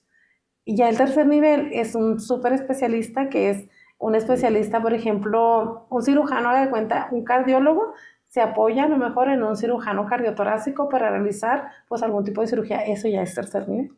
Entonces ellos ya envían a tercer nivel, es ya para un médico más especializado en el órgano, que ha estudiado más, aparte de la especialidad, estudió más para realizar una cirugía específica de un órgano. Por eso la prevención es tan importante, para evitar que el paciente llegue a segundo y a tercer nivel. Porque ya cuando están en segundo es porque ya hay complicaciones en ese paciente. Cuando llegan a tercero no se diga. Entonces, la importancia de la medicina de primer nivel es evitar las complicaciones y que el paciente llegue a un segundo y a un tercer nivel. Que quiere decir que el paciente ya está más enfermo. Atender a tiempo, ¿verdad? Reconocer o alcanzar a... Y prevenir. Hacer conciencia, ¿verdad? Sí. De lo que yo puedo tener o puedo llevar si no hago una pronta atención a la enfermedad, ¿sí? Entonces, el internado lo puedo hacer en cualquiera de los 3 niveles, o solamente del segundo al tercero. Nada más en el segundo nivel. A menos que viva en una ciudad, por ejemplo, aquí en Ciudad Juárez no tenemos un tercer nivel. No tenemos, nada más tenemos segundo nivel. Siempre envían a un tercer nivel a Torreón, a Guadalajara, a Monterrey y a México. ¿Y los hospitales de renombre que dicen aquí? Aquí no tenemos tercer nivel. Todos los pacientes tienen que ir fuera. Hemos vivido engañados. Aquí solamente tenemos segundo nivel. Por lo tanto, nada más rotamos en un segundo nivel. Bien. Pasamos entonces de un internado a ya ser residente. Ajá. El R1, R2, R3. Bien. ¿Qué es un R1, R2, R3? Un R1 pues es cuando está uno cursando la especialidad ya que uno eligió el primer año. El primer año de la residencia, por ejemplo, yo escogí medicina familiar y comunitaria. El R1 pues viene siendo mi primer año. Entonces me regreso poquito. En el internado yo voy a estar, rotando. ¿Cada cuándo? A diferentes áreas. Cada 2 meses nos rota. Pero yo como hice más años de internado, Sí, pues le tocó más. digo, más meses de internado, me tocó rotar más, por ejemplo, 4 meses en ginecología, pero generalmente suelen ser 2 en ginecología, 2 en medicina interna, 2 en urgencias, 2 en pediatría. Y ahí es donde yo ya voy a decir, me gusta esta área en particular. Sí, muchas veces durante la carrera nos vamos definiendo por los profesores. A lo mejor hay un profesor que nos, ¿cómo le puedo decir? Que lo admiramos y que a lo mejor quisiéramos ser como él. Que nos sembró esa semillita por el amor a su especialidad. A lo mejor hay algún profesor que ya desde ahí vamos tomándole amor a esa especialidad por la manera en cómo nos las enseñó ese profesor o esa maestra en específico. Y ya nosotros vamos viendo qué es lo que nos gusta más, qué es lo que nos agrada más. Y cuando ya terminamos la carrera, en el internado, pues se ve con mayor, con mayor profundidad cada especialidad como tal. No rotamos por todas las especialidades porque no hay una rotación de dermatología, por ejemplo. No hay una rotación de psiquiatría, por lo menos yo no la tuve. No sé ahora. Entonces, pues ya es el amor que uno le vaya teniendo a ciertas patologías o ciertos, como que uno se va orientando más, aunque seamos médicos generales, aunque seamos médicos familiares, que no concretamos una especialidad hacia un órgano como tal, nosotros tenemos como que ciertas habilidades. Por ejemplo, a mí me gusta más la dermatología, la ginecología, a lo mejor soy mejor en estos aspectos y por eso me gusta más. Y ahí habrá otros médicos que les guste más la cardiología porque son muy buenos en eso y les gusta, pero en general vemos el contexto general del paciente. Y pues de ahí se va definiendo uno, qué es lo que a uno le interesa más qué es lo que a uno le gusta más y qué es lo que uno quisiera hacer. ¿Sabe de que una vez estábamos en un curso que le estábamos Ujú. dando a primeros respondientes en la Cruz Roja? Y empieza el tiempo de las preguntas y respuestas y pues muchos no quieren preguntar por pena o X. Y pues yo me levanté y dije, si no preguntan, yo pregunto por uno. Y les digo, a ver, ¿qué pasa? Yo quiero ser socorrista, me gusta, siento, pero cuando veo la sangre, me desmayo. Veo sangre y me deshago, o sea, no puedo, no soporto ver sangre, pero yo quiero ser socorrista, me gusta y siento el serlo, quiero prestar un servicio a mi comunidad, pero me encuentro con esta situación. ¿Qué hago? Bueno, me decían ahí ese día, ¿qué se puede hacer? Aquí dentro de la Cruz Roja tenemos a psicólogos precisamente que pueden llegar a tratar con ese problema. Sí, bueno, aquí difícilmente va a haber otra área en la que pueda trabajar sin necesidad de ver sangre. Ujú. Pero en el área médica, entiendo que hay su parte, que a lo mejor tienen que ir a ver un cuerpo, estudiarlo, sí. Pero ya después pasa ese tiempo, ese periodo, ¿verdad? Así ese proceso difícil, pero ya ahora sí, ya cómodamente tal vez pueden estar en su consultorio, no estar en un quirófano todo el tiempo. ¿Sí? Entonces, es ahí para lo que a mí me pudiera servir entonces el ser internista por un año y entonces ver y decir, aquí me siento más a gusto, aquí me siento más tranquilo. Ajá. Yo para estar con la presión en un quirófano, no. Mejor me gustaría estar en mi consultorio, tranquilo. Y hay a quien no, y en un consultorio, no, me asfixio. Yo necesito estar en el área de urgencias, Ajá, recibiendo. O sea, yo tengo que estar cada quien. Sí, existen Bueno, diferentes entonces, tipos de gustos. ya entendí que dentro de lo que viene siendo el internado, ya puedo yo definir qué soy. Ahora sí ya paso al R1. ¿Al servicio social? ¿A la población todavía no? No, o sea, me refiero a la especialidad. Ya la especialidad como tal. Sí, ajá. Ya puedo ahora sí decir yo, con toda confianza, Augusto, bueno, yo quiero esta especialidad, ahora sí ya empiezo a ser el residente. Ajá. ¿Sí? ¿Qué pasa con el R1 que entra y ya está el R2, el R3? ¿Cuál es el trato que se le da? Porque se escuchan muchas cosas, dicen que ahí es radio pasillo, ¿no? Se escuchan muchas cosas del trato que hay a veces del R2, R3 al R1, las novatadas. ¿Se dan novatadas todavía? Pues es que yo hice la especialidad en España, entonces, pero aquí en el internado yo, pues sí hay maltrato para los médicos, tanto de enfermería como de ya residentes como tal, cuando somos médicos internos.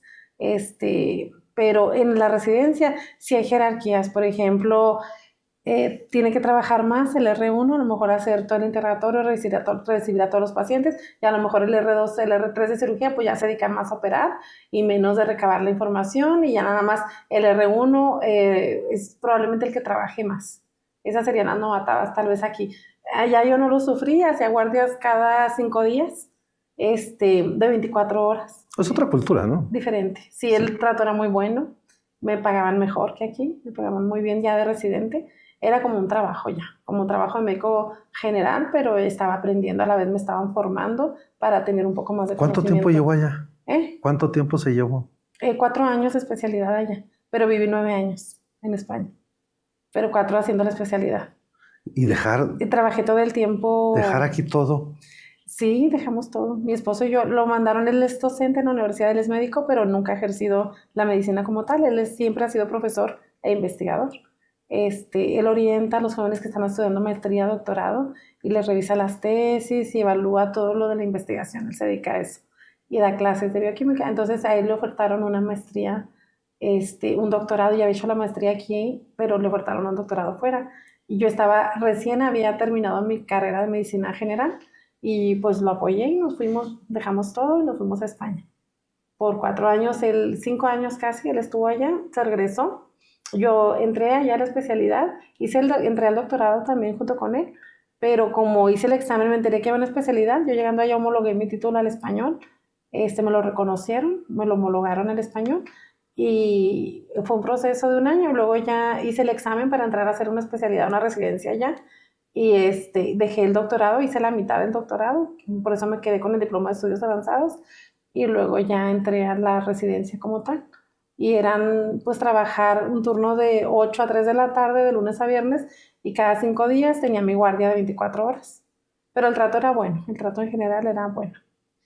Regresar a México, se hace un apego después Sí, de 9 años. sí, Un sentido de pertenencia en el cual usted ya se habituó, ya es parte de esa nación, ¿no?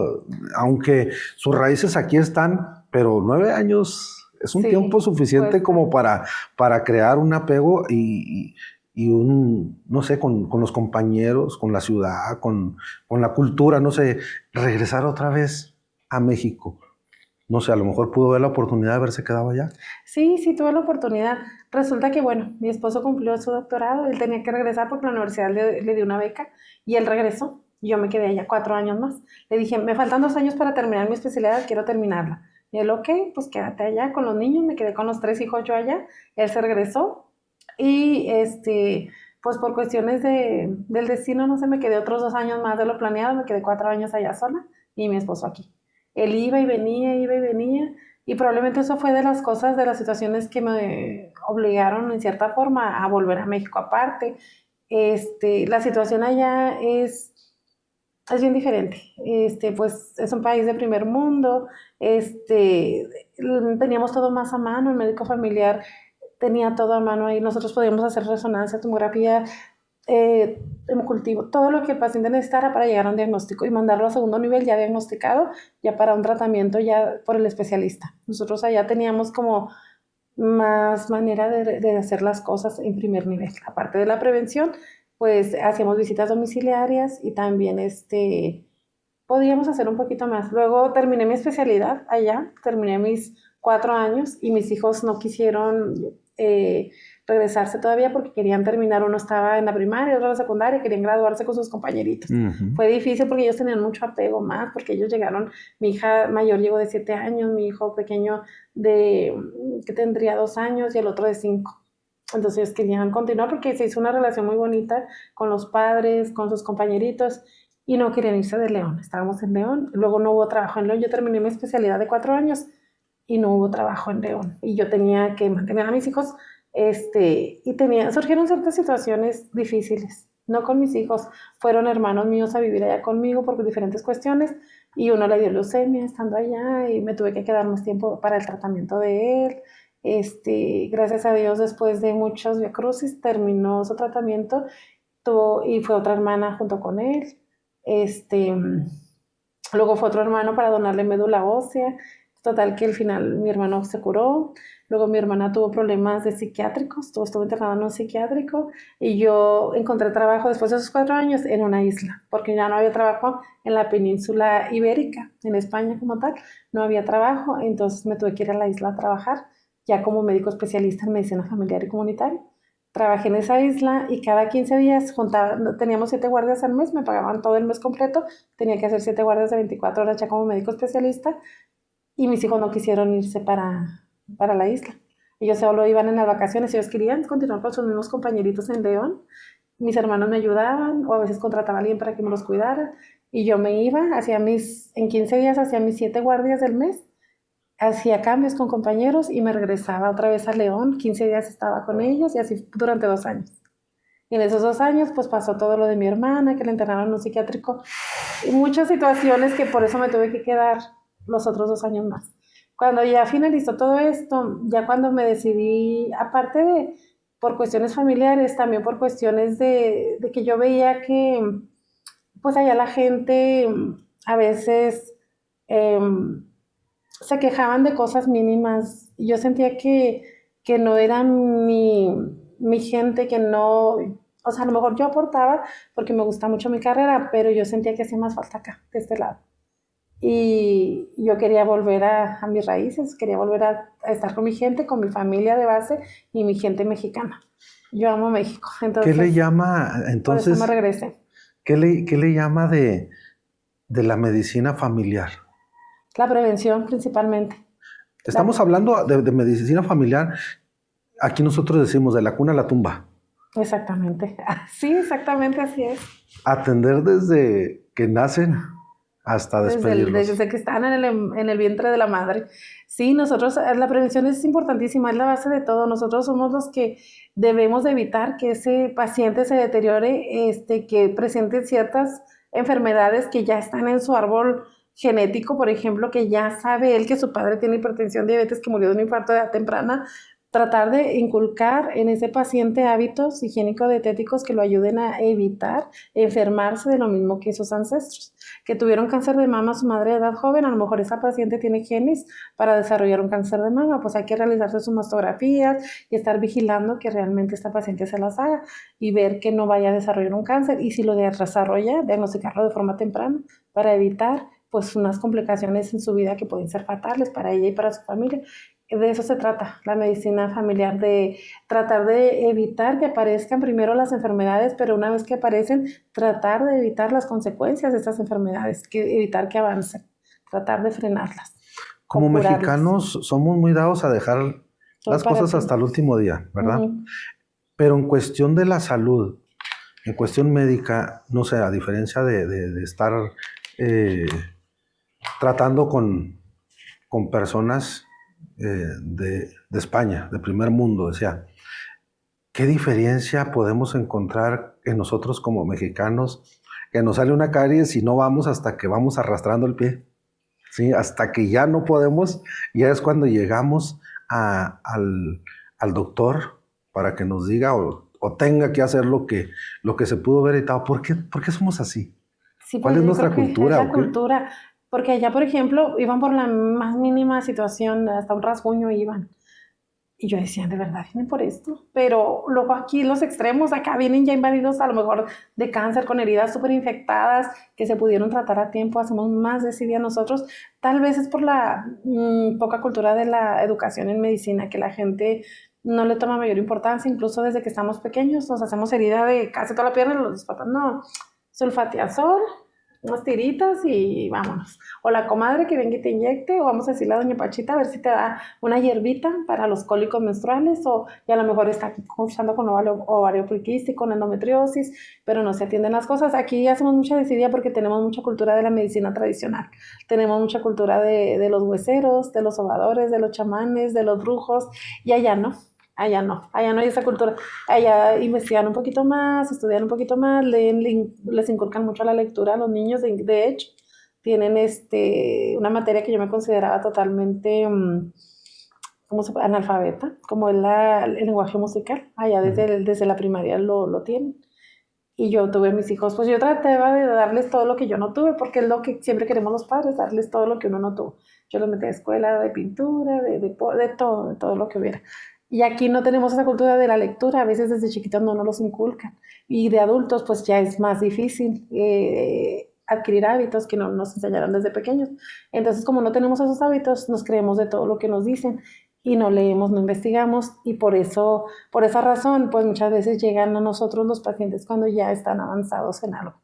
O piensan o se crean ideas erróneas. Por ejemplo, con la insulina me pasa mucho de que el paciente ya está, su páncreas deteriorado, ya no produce nada de insulina y ellos todavía quieren tratarse con pastillas, cuando las pastillas lo que hacen es exprimir al páncreas para sacar la insulina, cuando lo que requiere su cuerpo es insulina, y tienen esa creencia de que es que a fulanita le dieron la insulina y se murió, pero probablemente porque cuando le pusieron la insulina ya estaba muy avanzada y por eso se murió. Pero la gente tiene esos arraigos de esas ideas preconcebidas de que si le das algo es porque ya está en la última y ya se va a morir.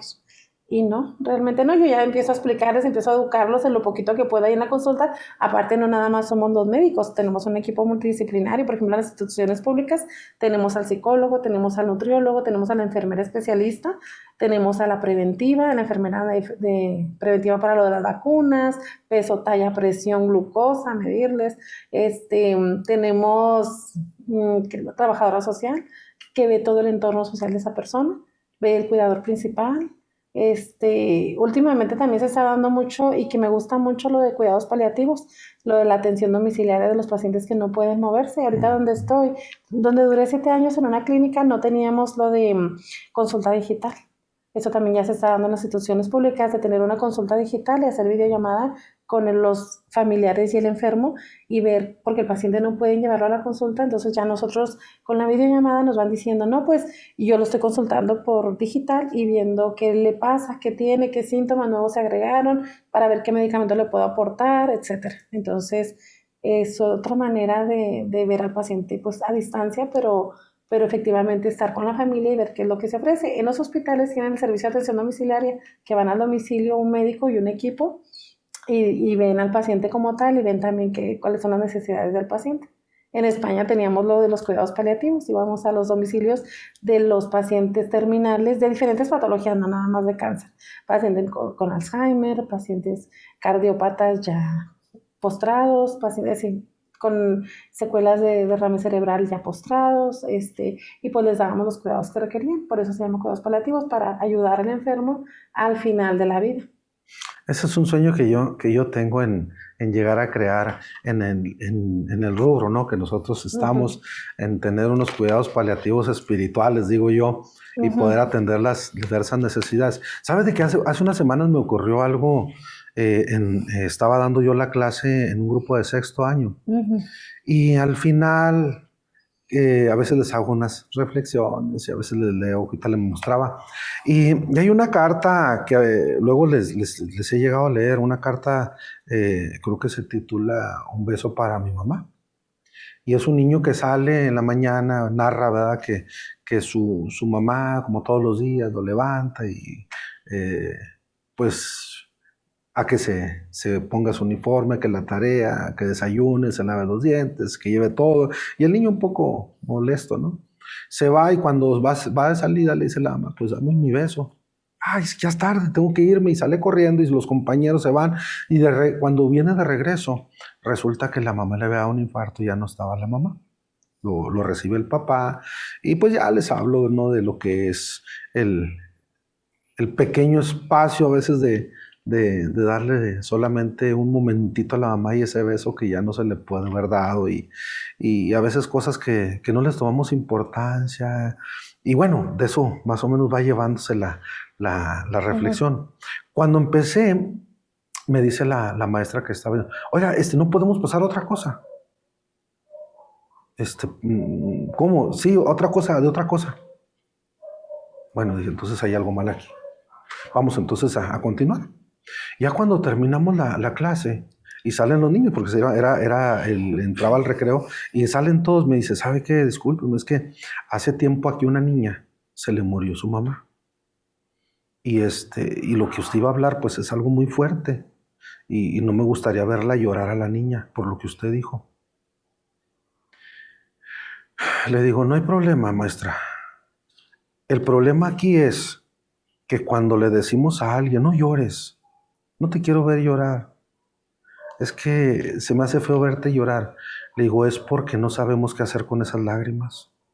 Y creo que debemos estar preparados para saber qué hacer con esas lágrimas, porque llorar no es malo, no les va a hacer daño. Y tengo que saber identificar el tipo de lágrimas y para eso estamos nosotros aquí. Porque nosotros hemos cometido el error de que nuestra cultura a la muerte la tomamos para reírnos de ella, o solamente en noviembre para hacer tributo a alguien que ya no está, pero nada más. Cuando vamos a un funeral, cuando hacemos un servicio fúnebre en alguna iglesia y punto, no hablamos más. En la iglesia decimos, bueno, pues es que el morir es Cristo y el vivir es Cristo y el morir es ganancia. Bueno, yo ya estoy hablando de una muerte triunfalista, donde ya no voy a sufrir ni nada. Sí, muy teológico, sí. Pero si nosotros hiciéramos una asignatura dentro de la escuela y habláramos de lo que es la tanatología o la muerte, porque a veces decimos y relacionamos enseguida por la definición de la palabra, del estudio de la muerte, pero no estoy, si yo les digo, yo no voy a hablar de la muerte, yo quiero hablar de la vida, cómo aprender a vivir para saber morir y que la muerte nos agarre o nos encuentre vivos, porque a muchos llega la muerte y a los vivos los encuentra muertos desde hace mucho tiempo. Exactamente, sí. Sí, es como decir, hay gente que al momento de que recibe la noticia que tiene cáncer, ese día que recibió la noticia, ese día murió. Dijo cáncer. O Se acabó todo. ¿Para qué sigo luchando? ¿Para qué me esfuerzo? Pues si al fin me voy a morir. Cuando todavía a lo mejor es temprana la noticia y puedo llevar el tratamiento y puedo salir y puedo ser sobreviviente de cáncer y aprender la resiliencia en mi vida. Pero no, ya escucho muerte, ya me morí, y es donde la muerte nos encuentra vivos pero ya muertos. Y si yo me pudiera entonces meter un poco a trabajar con los niños, porque los niños tal vez en 3er grado me enseñan lo que es nacer, crecer, reproducir y morir, y punto, se acabó, ya nunca más se vuelve a tratar. Pero si nos damos cuenta que hay muchos que no nacen y ya murieron, hay otros que nacen pero no crecen, otros que crecen y no se reproducen, y otros que se murieron y ni cuenta se dieron. O sea, tener que entender todo esto, ¿sí? Como ustedes que tienen que empezar a trabajar desde el niño, ¿sí? Para poder llevarlo a un desarrollo sano, ¿sí? No sé, de alguna manera ustedes tener que meterse un poquito más. No sé, a lo mejor usted pudiera haber dicho, bueno, ya con lo que yo estudié, con lo que conocí, me regreso a México, me voy a un 3er nivel. Y puedo ser un mejor especialista o puedo tener una mejor instalación, mejor equipo. No tengo que esperarme 3 meses a que me traigan el resultado o a la siguiente cita. No, ahí yo tengo todo para hacer lo que tengo que hacer. No, ¿por qué quedarse en medicina familiar? ¿Qué siente, qué le nace el ver, no sé, a una familia, a diferencia de un solo paciente y ver solo una patología, sino ver lo que envuelve a toda una familia? ¿Qué satisfacción le deja el trabajar de manera familiar? Pues es muy interesante porque ve uno de forma integral a toda la familia y a todo, ve uno diferentes, es muy enriquecedor porque a la vez no se enfoca uno en puras mujeres o en puros hombres como es la ginecología o a lo mejor la urología que ve muchos hombres pero también ve mujeres, pero nosotros nos podemos enfocar pues desde que nace hasta que muere, o sea, toda la persona desde el nacimiento hasta la adultez mayor, podría decirse, y vemos diferentes tipos de patologías. Muy enriquecedor para mí, muy satisfactorio ver cómo va desarrollándose el niño, la niña, cómo va creciendo, cómo podemos prevenir en ellos diferentes enfermedades ya cuando son adultos, ver a sus hijos o incluso a sus nietos. Es una especialidad muy completa en el que nosotros damos seguimiento durante toda una vida a una comunidad. No es como un especialista que a lo mejor nada más ve la patología de base, lo opera y ya nunca más lo vuelve a ver, ni le da seguimiento, ni ya sabe más de ese paciente. Nosotros, al contrario, seguimos viéndolo en el transcurso de sus diferentes etapas de la vida y a todo su entorno familiar como tal. Entonces vamos profundizando un poquito más en ese paciente. Si a mí me dieran a escoger qué área de medicina me gustaría, pues sí, está un poquito complicada la pregunta, pero yo a lo mejor diría que pediatría. ¿Por qué? Y lo digo así de una manera muy superficial, ¿no? Muy por encimita. ¿Por qué? Porque yo veo un niño que si yo lo cuido, lo atiendo, lo trato, le doy sus medicamentos, sus vitaminas, lo que él necesita. O sea, yo ahora empiezo a conocer la necesidad del niño, yo lo voy a ver crecer. Y un día tal vez lo voy a ver desarrollarse y ser un profesionista, formar su familia, en fin.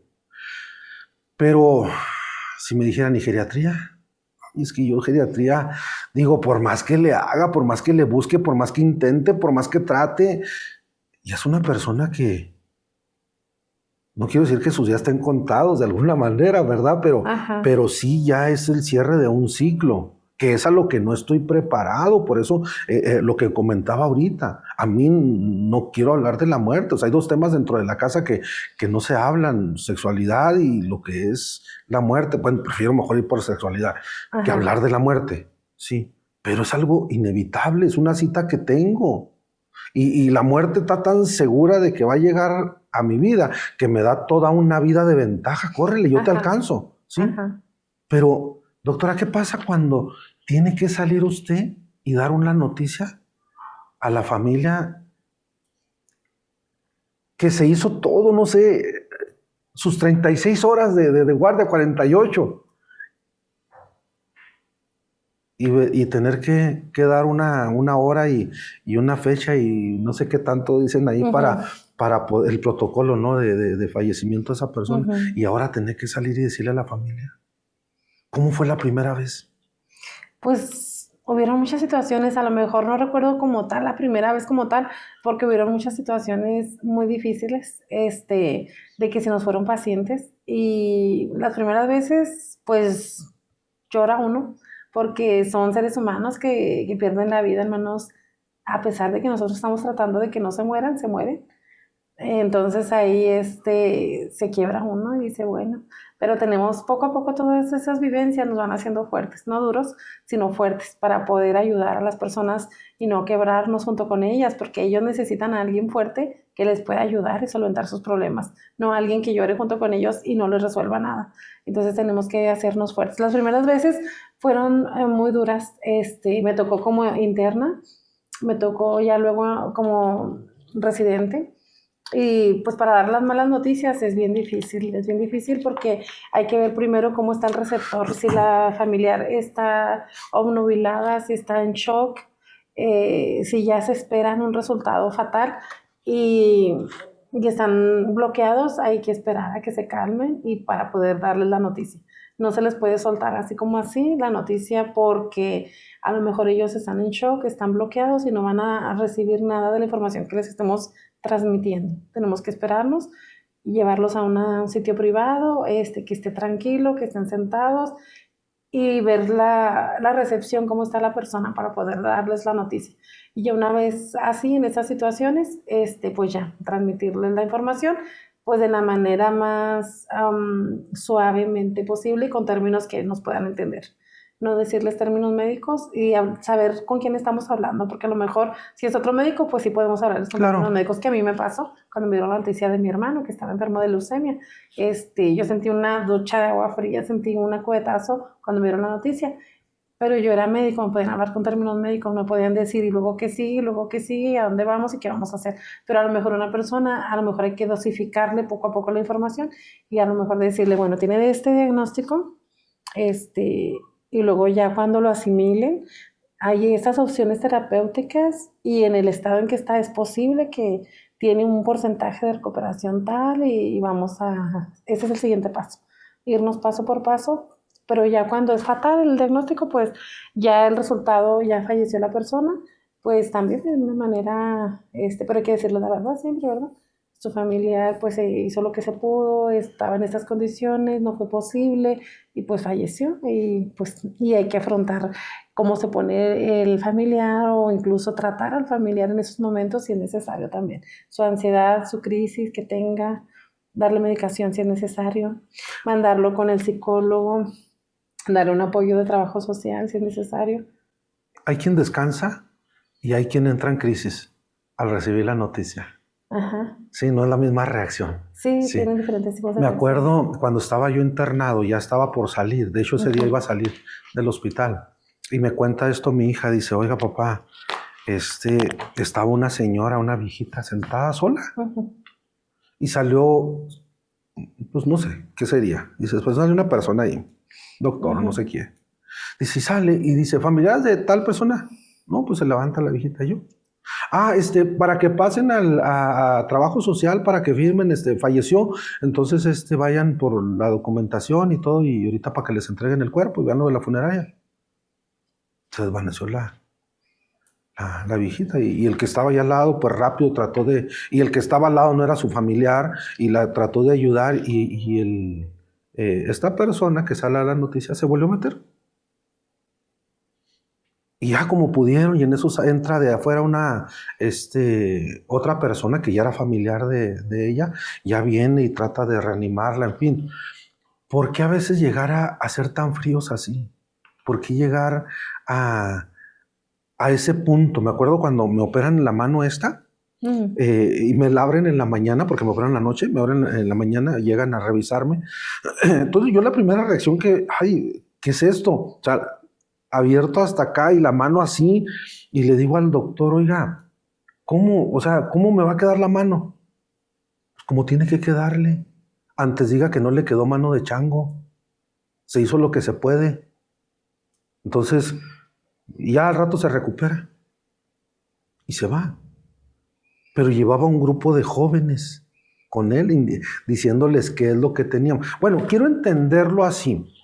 no justificando, pero era lo que ahorita le comentaba. En ese día me tocó a mí estar en el cerecito que le llaman. Ujú. Entonces había puros personas que están en el cerezo. Ujú. ¿Sí? El trato es muy diferente que yo vi hacia con ellos a un paciente normal. Normal digo yo en el sentido de que vamos a atendernos de alguna enfermedad a ellos que son internos de un cerezo. Y tal vez me dio esa respuesta pensando que yo también era como ellos. Pero aún así se me hizo un poco cruel porque yo recuerdo que en el juramento hipocrático dice que el doctor al enfermero o al residente, al internista, lo tiene que ver como un hijo, algo así. Y el doctor al otro doctor, tiene que verlo como si fuera un hermano al otro. O sea, tiene que crearse un vínculo entre Fraterno. ellos. Exacto. Que se olvida. Que se llega a olvidar entonces. Y por eso nos convertimos en personas a veces tan frías. Y llegamos a tratar de esa manera. Y esto no nomás ahí, yo lo veo en todos lados. Lo veo en la escuela, que a veces los profesores hablan de alguna manera mal. ¿Por qué? Porque tal vez se les olvidó que un día fueron alumnos. Exactamente. Yo soy doctor y ahora tengo mi clínica y soy el director, pero sí un día fui alumno. O un día va a ser paciente. Claro, Ajá. aunque no quiera, aunque yo no lo niegue y tenga la mejor clínica. A todos nos toca ser pacientes alguna vez. Estar en manos de otros doctores. Y ahí entonces, ¿qué es lo que va a suceder? Sí, hay una regla de oro de no hacer a otro lo que no nos gustaría. Exactamente. Pero bueno, estamos hablando de jóvenes, estamos hablando de gente fuerte, sana, que en ese momento se siente con toda la vitalidad y dice, a mí nunca me va a pasar, nunca me va a suceder. Pero pues existen pacientes de todas las edades, la muerte llega en todas las edades también. Entonces, a todos nos puede pasar. Ese es el detalle que yo veo. ¿Por qué no hablar, así como ustedes con la medicina familiar, hablarle a la mamá del niño que acaba de nacer? Y mire, usted va a tener que hacer esto y esto, no haga esto. Y bueno, en fin, le da las instrucciones necesarias para ese niño. ¿Sí? Y no vernos, no quiero mencionarlo, pero digo, no tener que pasar por esa famosa muerte de cuna que tanto ha dañado, ha lastimado, y que pues bueno, nos ha tocado ver o conocer ese tipo de situaciones. Pero a lo mejor se pudo haber evitado, no sé. No soy yo quien para decir si se evitó o no, pero sí al menos haber tenido un conocimiento. Pero no, nos esperamos hasta que suceda para poderlo hacer, Ujú. ¿sí? En la tanatología neonatal, bueno, a mí me gusta, hay algo que a mí me llama la atención. ¿Por qué cuando alguien, o sea, una mujer, una mamá, porque es mamá, para mí es una mamá, aunque haya sido que haya muerto antes de nacer, desde que subo la gestación, para mí ya es una mamá, ¿sí? ¿Por qué cuando muere ese niño, o ese feto, ese producto, no sé cómo le quieran poner ese término, por qué a mí se me hace cruel, a mí se me hace algo un poco cruel esto? Muere, la llevan al cuarto, a la habitación, son 4 o 6 camas, no sé, y es donde llega ella y se acuesta a esperar el tiempo necesario para otra vez salir. O sea, a lo mejor fue necesaria tener que pasar los días ahí, pero mientras está ahí, en la cama 3, 4, 5, 6, hay felicidad, fotos, risas, cantos, regalos, flores, peluches, carritos de control, y bueno, no sé, tantas cosas que puede uno hacer, porque están celebrando el nacimiento de ese niño, de ese integrante nuevo. Pero en el otro caso, de la cama a otra, que está la mamá con ese dolor, viendo. Es cruel. Sí, y yo digo, bueno, ¿yo qué puedo hacer? A lo mejor como doctor o como enfermero, pues no está en mí porque no es mi edificio, no soy el director, no soy el dueño. Suficiente, Exacto. a lo mejor es el único lugar disponible. Sí, pero yo es donde yo me pongo a pensar un poco a veces en esa mamá que está pasando ese dolor. Digo, ¿por qué no tener una área sola, donde ella esté sola y viva su dolor? Viva su dolor. Y tal vez, a lo mejor ella pueda decir, tráiganmelo, quiero verlo, quiero conocerlo. Exactamente. Quiero darle un beso, tomarle una foto, a lo mejor, no sé, tomarle, aunque no va a ser en el registro, pero tomarle una huellita de su pie. Eso sería lo ideal. Yo vestirla. Ella tener su espacio. Sí, entonces fue una muerte perinatal, sí. Bueno, vamos a tratar. A lo mejor no está del todo, sí, como a lo mejor yo hubiera querido que se desarrollara a un neonatal, sí, pero es su hijo. Son 9 meses que tuvo esperando, o 7 meses, 8 meses, no sé, que tuvo ese sueño, ese anhelo, como para que todavía se lo derrumben y ver alegría y felicidad. Vaya, no todos estamos en la misma situación. Exactamente. ¿Sí? A lo mejor dice, ay, es que ya vendrá otro. Ay, estás muy joven. Es que ya, Dios sabe por qué hace las cosas. Es que, bueno, así es la vida. Ya después llega. No es que no llegue o no llegue. Es lo que estoy ahorita viviendo. Y todavía estarlo viviendo en esa situación, cuando yo pudiera decir, bueno, quiero hacer una oración, quiero ponérselo a Dios o quiero entregárselo por esos momentos que me tocó tener. No sé, algo que ella quiera hacer y su familia, a lo mejor consensuado allí. Y bueno, vamos, ya lo hacemos, terminamos. Entregamos el cuerpo, yo me voy a mi casa y a lo que sigue. ¿Por qué no tratar todo eso? O sea, es donde yo a veces me pregunto, ¿qué nos falta? No sé si sea preparación, no sé si sea empatía, no sé si sea falta de experiencia, no sé qué sea el por qué no llevar a veces ese trato, ¿sí? Sé que se rompió algo, un sueño, un anhelo, un deseo, no sé. Yo a veces les hago un taller y yo a alguien pongo que me haga un barquito de papel. ¿Sí? Un barquito de papel. Y mientras les estoy hablando, les voy rompiendo el barquito. Se lo voy rompiendo. Como las pérdidas significativas que podemos llegar a tener a través de nuestra vida. Sí, yo le voy rompiendo las esquinitas y aquel que me hizo el barquito, y hasta se lo dije, hágame el mejor barquito que pueda hacer. ¿Sí? Quiero que sea un barquito muy, muy bonito. Y yo se lo voy rompiendo. Y lo veo que, ya me lo rompió. Bueno. Y a través de lo que les voy hablando, les voy trabajando con el barquito. Y ya cuando el barquito ya no tiene sentido, ya no tiene forma, lo deshago, lo abro la hoja. Y cuando lo abro resulta que se convierte en una camiseta. ¿Sí? Y bueno, ya no tengo el barco, pero tengo una camiseta. Eso es lo que yo trato de hacer como tanatólogo. Ver qué es lo que tiene en las manos.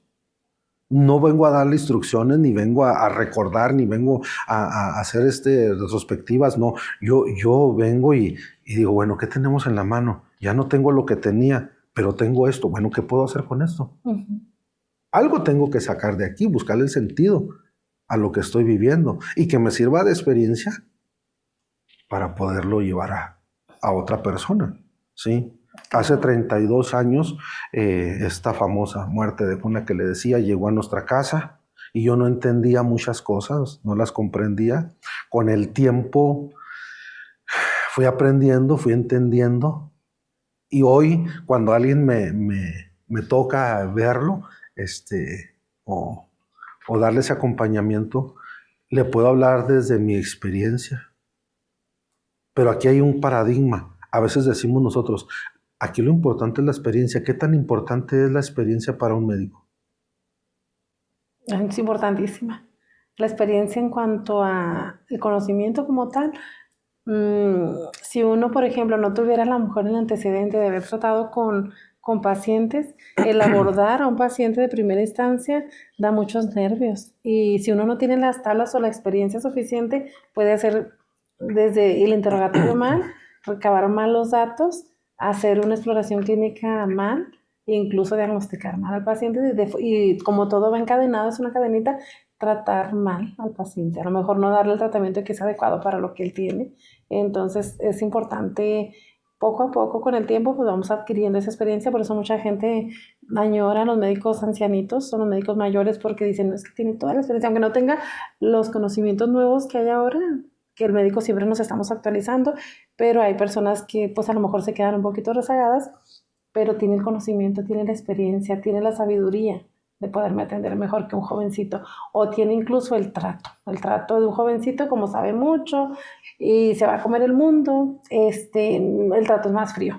A lo mejor que el ancianito que ya tiene mucha experiencia, mucho trato con las personas, tiene mucha más experiencia del trato humano y a lo mejor le da un mejor trato y a lo mejor el paciente no quiere tanta ciencia, a lo mejor lo que quiere nada más ser escuchado. Muchas veces los pacientes llegan a uno nada más para ser escuchados y con eso se sienten mejor, sin que necesidad de que uno les dé nada. Aunque no haya nada de medicamento, me han tocado muchos pacientes que se van sin nada de medicamento, únicamente quieren ser escuchados. Y que les expliquemos un poco más. Si pudiéramos hablar de un paradigma, de la experiencia, ¿será que se convierte realmente en un paradigma solamente? Y me refiero a esto. Como sinónimo de canas digo que es sabiduría, conocimiento, experiencia y es un buen médico. Pero me tocó hace algunos años. Se me ocurrió, dijo el doctor, se me ocurrió enfermarme en domingo. Entonces llegamos porque yo no quería ir porque dije es domingo, ya lunes, pero sí me sentía un poco mal.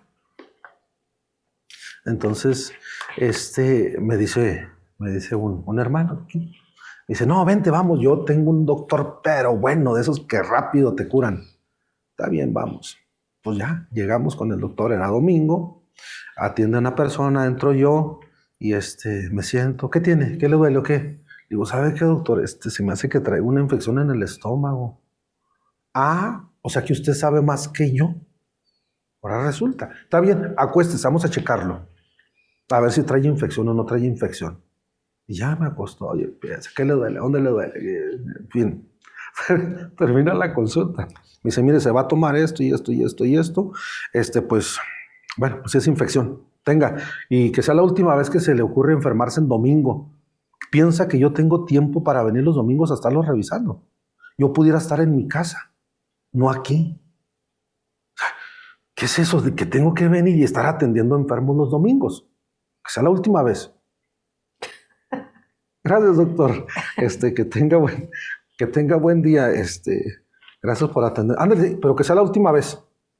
Ajá. Pero a veces decimos las cosas de una manera irónica, en un sarcasmo, lo podemos decir de una manera que uno entiende lo que me está diciendo. No, pero sí me lo está diciendo molesto. Uh-huh. Entonces yo dije, la experiencia aquí, pues como que no aplicó, ¿verdad? Uh-huh. Entonces, podemos decir que no es exactamente, vaya, cada quien va a hablar cómo le fue en la feria, pero no quiere decir entonces, porque me toca un doctor de muchos años, me garantice que me va a sanar. O que va a encontrar. No necesariamente. Ajá, puedo tener a un médico, vaya, porque hay médicos jóvenes que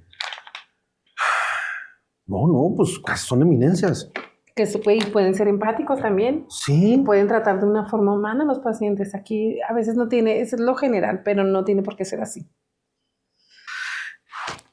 Si pudiéramos hablar ahorita de un consejo que no recibió cuando empezaba su carrera y que a través de los años y la experiencia ahora la obtiene, ¿qué consejo le hubiera gustado escuchar? Ay, no había pensado nunca en esto. ¿Qué consejo? O si tuviera usted a alguien que le dijera en este momento, yo quiero ser médico familiar, me gustaría estar en esta especialidad, ¿qué consejo le daría? Sí les doy consejos, yo, por ejemplo, a mis estudiantes, que los veo que algunos están en octavo, noveno semestre, otros están empezando apenas, sí les otorgo consejos, les digo, por favor, no, principalmente que no deshumanicen la medicina, que no lo vean de forma integral al paciente, que no lo vean como un órgano, que lo vean como una persona completa, con un nombre, con sentimientos, que los humanicen. Que, por ejemplo, no se dirijan a ellos de forma fría y despectiva, que no digan, allá va el apéndice, allá va la colecistitis, o allá va, sino que digan, este señor es don Juanito y padece de esto, porque les digo, podemos tener la misma enfermedad, podemos tener 10 pacientes con diabetes los 10, pero la diabetes en cada uno se va a comportar de forma diferente. No debemos de ver como el diabético, sino don Pedro, doña Socorro, tenemos que ver el enfermo como tal, porque este enfermo tiene un contexto a su alrededor o en él mismo que va a ser diferente de don Juanito, de don Pedrito o de Ángel, del niño, del adolescente. Entonces, ese consejo siempre les doy, que vean a la persona de forma más humana y que traten de ver el trasfondo de ese enfermo, que no traten, porque sea la misma patología, no se va a tratar igual que el paciente de al lado. Hay que ver todo el contexto de ese paciente, que muchas veces me tocó durante mi residencia ver cómo, por ejemplo, el cardiólogo solo veía su corazón y si el paciente estaba convulsionando, lo dejaban convulsionar ahí y decía, no, háblenle al neurólogo porque yo eso no sé. Y el paciente ahí convulsionando, porque como cardiólogo yo trataba nada más el corazón y lo demás del paciente no le importaba. Tenía conjuntivitis, ahí lo dejaba, los días que estuve internado sin tratar. Fui a consulta con oftalmología, a pesar de que fue médico general primero y sabe cómo tratar eso, hasta que no viniera el oftalmólogo a revisarlo, ahí se tiraba 3, 4, una semana con su conjuntivitis. Entonces eso es lo que voy, de que no porque nos hagamos especialistas en algún órgano, dejemos de lado todo el contexto del paciente, tanto físico como mental como humano, sino que ese es el consejo que yo siempre les doy a los jóvenes, de que algún día nosotros vamos a ser pacientes también y que como usted lo mencionaba, hay que tratar. No quiero ser la cama número tal. Exactamente. Yo lo que les mencionaba, no sí mencionaba cuando me ha tocado o he tenido la oportunidad, porque así lo veo como una oportunidad, de estar internado, de hablar con los enfermeros, de platicar con ellos que andan ahí. Es que yo no soy el número tal, yo soy Omar. Ajá. Sí, y soy un humano que siente, ¿verdad? Y que si estuvo aquí, pues es por una situación, pero no soy solamente un número de cama, como cuando yo voy al salón, no es un apellido solamente, un alumno, cada quien es diferente, y es un trato diferente, cada quien es un mundo. Si pudiéramos así hipotéticamente decir, hay una máquina del tiempo que yo pudiera meterme y me va a trasladar a tal fecha, a tal tiempo, en tal situación, y pudiera hacerlo, ¿a dónde se iría y qué cambiaría? ¿O qué mejoraría? Pues yo siento que mi vida ha sido muy, pues he luchado mucho en mi vida para llegar a ser lo que soy.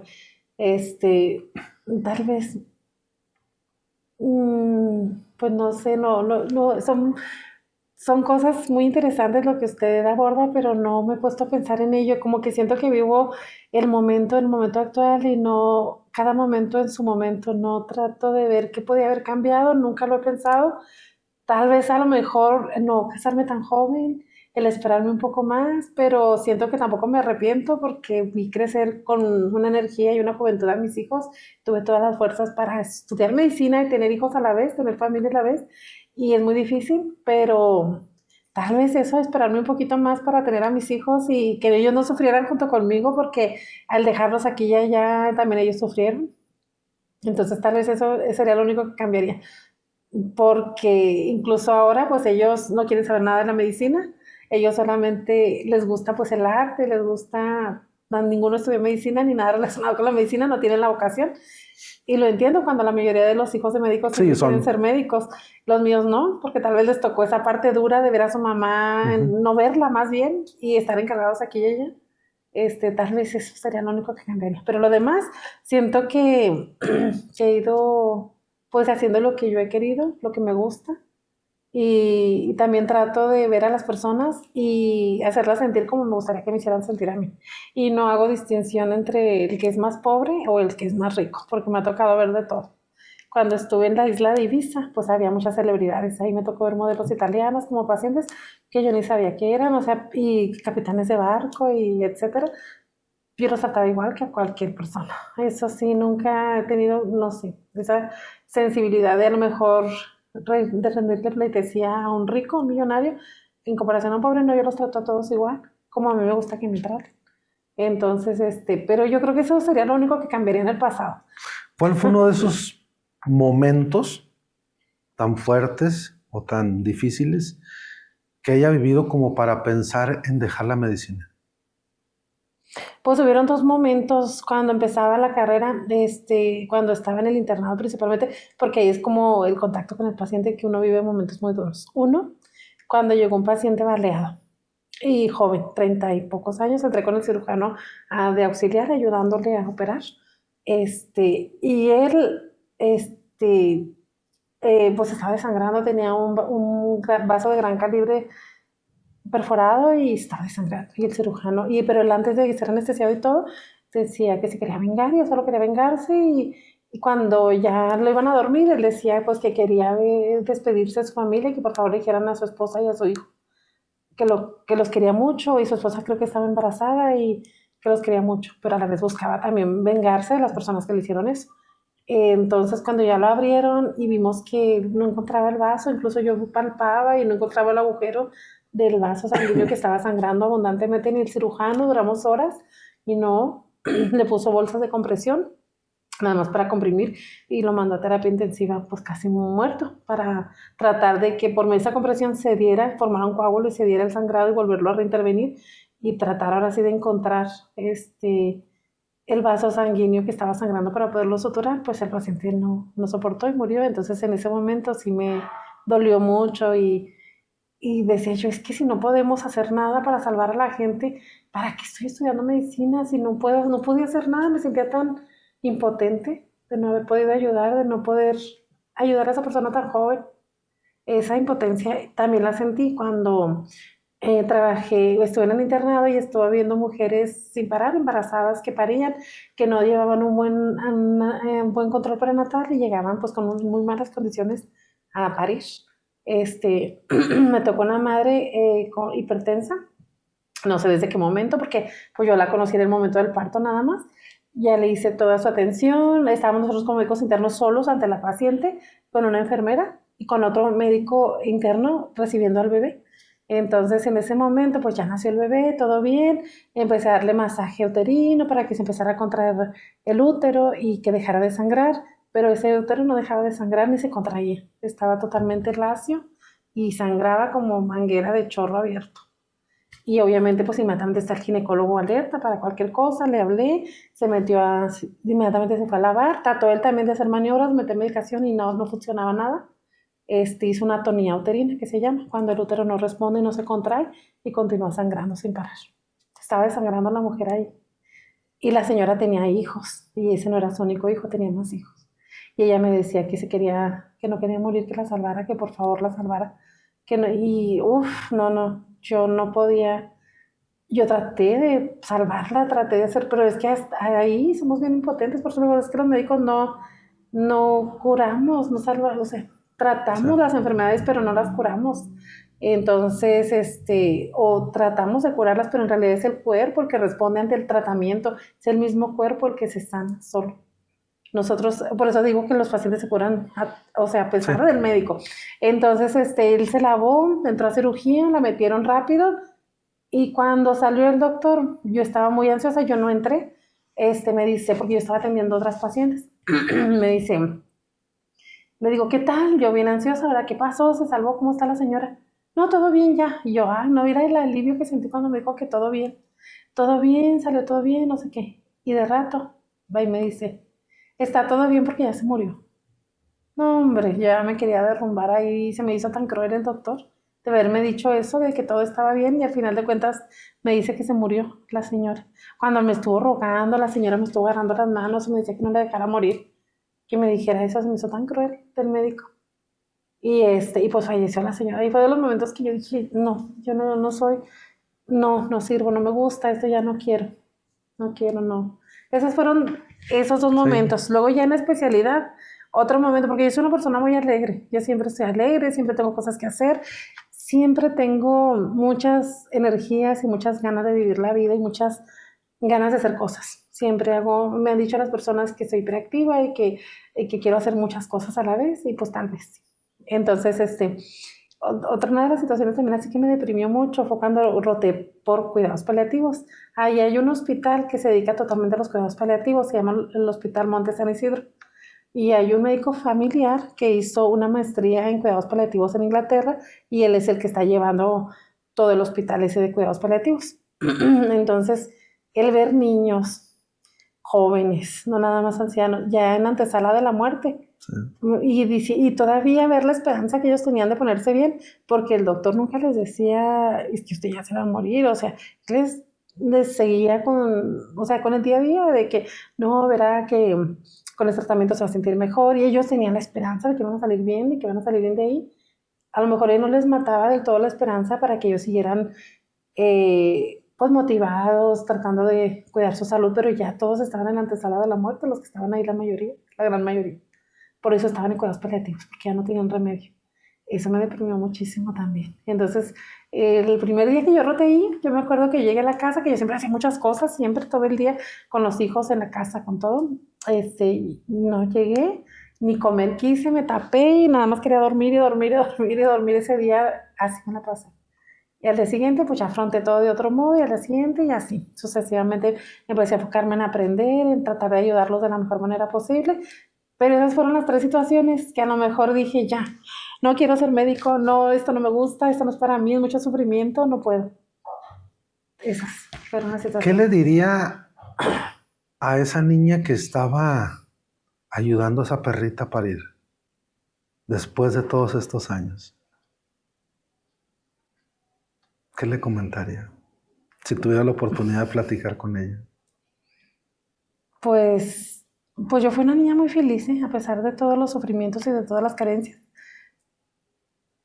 que va a ser muy feliz, que va a hacer lo que quiere con su vida, que, que va a ayudar a muchas personas tal vez. Este, y pues poco más. Yo cuando era muy niña me acuerdo, estaba arriba del capó de un carrito de mi papá, y me acuerdo que yo decía y le pedía a Dios, le dije, Diosito, tenía 5 años, me acuerdo, yo no quiero ser igual que todas las personas que viven aquí. Yo no quiero ser igual, hazme diferente, no quiero ser igual. Y yo me refería igual a lo mejor porque veía que las personas que estaban a mi alrededor, pues había muchos cholitos, muchas cholitas, muchos, personas que se drogaban, personas que em, robaban, que estaba alrededor de muchas personas con muchas dificultades personales. Entonces yo no quería ser igual. Yo siempre le decía, esa vez yo me acuerdo que le pedí a Dios, miré al cielo, estaba de noche estrellado, y yo le dije a Dios, Diosito, por favor, hazme diferente. Yo no sé cómo, pero yo quiero ser diferente, yo no quiero ser igual que todas estas personas. Siendo que cuando nací, el médico que me recibió le dijo a mi mamá, "Ay, otra cholita". Y pues digo, bueno, pero siempre le pedí eso a Dios, y yo digo que Dios me respondió. Y soy una persona de fe, aunque no practico mucho la religión, pero tengo fe en Dios, y trato pues de tratar de hacer lo mejor que puedo por las personas, aunque a veces no lo logre, ¿verdad? Pero trato de hacer lo mejor que pueda. Pero eso, de esa niñita que estaba atendiendo su parto, pues eso de que le va a ir muy bien, de que va a ser muy feliz. Para ir finalizando ya y recordar un poco todo lo que se ha vivido, creo que cuando nos graduamos de esta vida, porque yo quisiera haberme graduado, no sé, con una licenciatura de mejor padre, de un posgrado de adolescencia, de tener, no sé, una maestría en ser abuelo, no sé, pero pues no se dan ese tipo de Ajá. graduaciones. Pero llega un momento en que sí nos vamos a tener que graduar de esta vida, y vamos a tener que trascender y ser recordados por aquellos a los que tal vez compartimos, convivimos, atendimos, sí, dejamos un legado. ¿Cómo ser recordado? Tal vez nosotros nos acordamos que un día nos graduamos porque vemos un diploma en la pared, y paso y lo veo y me recuerda que me esforcé, que fueron muchos años, pero ahí está mi logro representado en un papel. Pero va a haber una graduación, decía, en el que va a estar marcado un epitafio. ¿Qué diría ese epitafio para recordar a la doctora? Pues tal vez que fui sonriente, que fui cariñosa, eh, que di mucho amor, porque soy muy amorosa también. Pues probablemente eso, que me recuerden con cariño, que me recuerden con una sonrisa, que los que me vean o vean mi foto, digan, "Ay, mira", con una sonrisa, como que les aporte una sensación de bienestar. Y eso me gustaría. Sabe de que a veces me pongo yo a pensar y digo, ¿cuál es el fracaso de nosotros? Como abogado, como juez, cuando tenía aquí los jueces, que vinieron algunos jueces y magistrados, yo les decía, ¿cuál es el fracaso de la ley?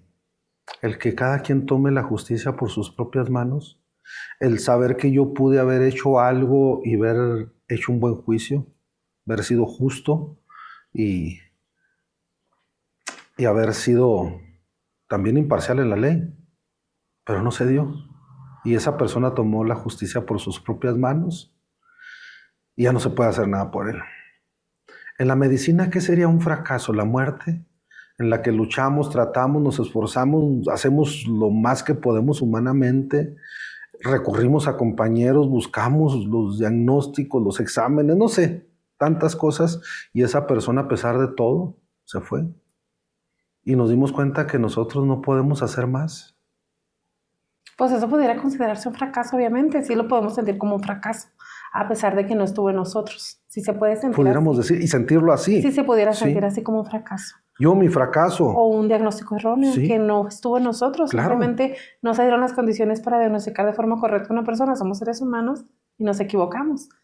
Pues eso puede ser un fracaso también. Yo me he sentido muchas veces fracasado cuando alguien ya no quiere seguir, cuando ya no quiere congregarse, cuando se ha apartado, cuando se va a una secta, cuando se va a consultar las cartas, se va a que le echen la suerte. Y yo digo, tantos años, tanto tiempo tratando de darles un buen camino, darles una respuesta y al final hayan tomado su decisión, pero al final me quedo y me quiero quedar con ellos. Ellos tomaron la decisión.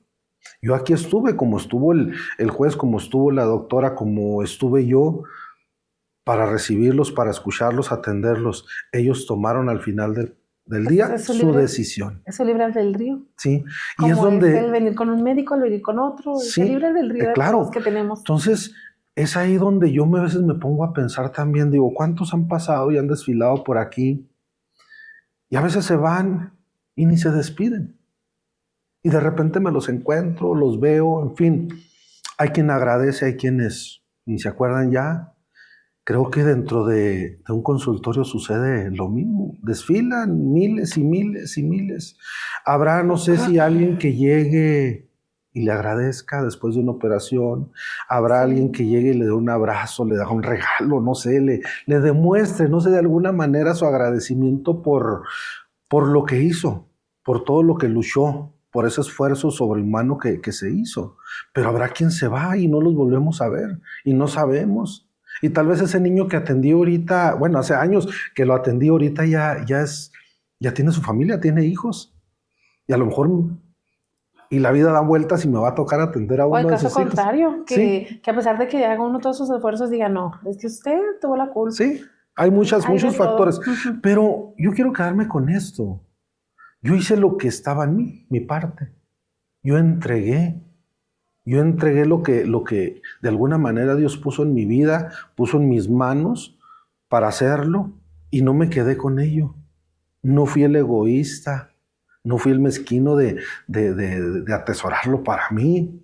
¿Y por qué le voy a enseñar a otro lo que tanto me costó? ¿Por qué despojarme de algo que tuve que sacrificar, sino entregar a alguien algo que yo pude haber hecho y cuando trascienda dejar ese legado, ese recuerdo? Sí, porque casi todos tenemos algo que aportar, bueno o malo. Yo les digo mucho a mis estudiantes, muchachos, ustedes aprendan de todos se aprende algo, de todo, de lo bueno y de lo malo también. Les digo, no nada más vean las cosas buenas, también de las malas se aprenden, de las malas experiencias o de los malos maestros o de los malos compañeros o de las malas personas. Claro. Todos tenemos algo que aportar, bueno o malo. Ustedes aprendan siempre de todo. Todo lo que estudien o todo lo que cada día vayan aprendiendo, todo les va a servir para el trato con el paciente, para todo lo que estén ustedes haciendo. Sí, aprender lo bueno y mejorarlo. Ay, perdón. Y de lo malo, tomar ejemplo para no hacerlo. Sí.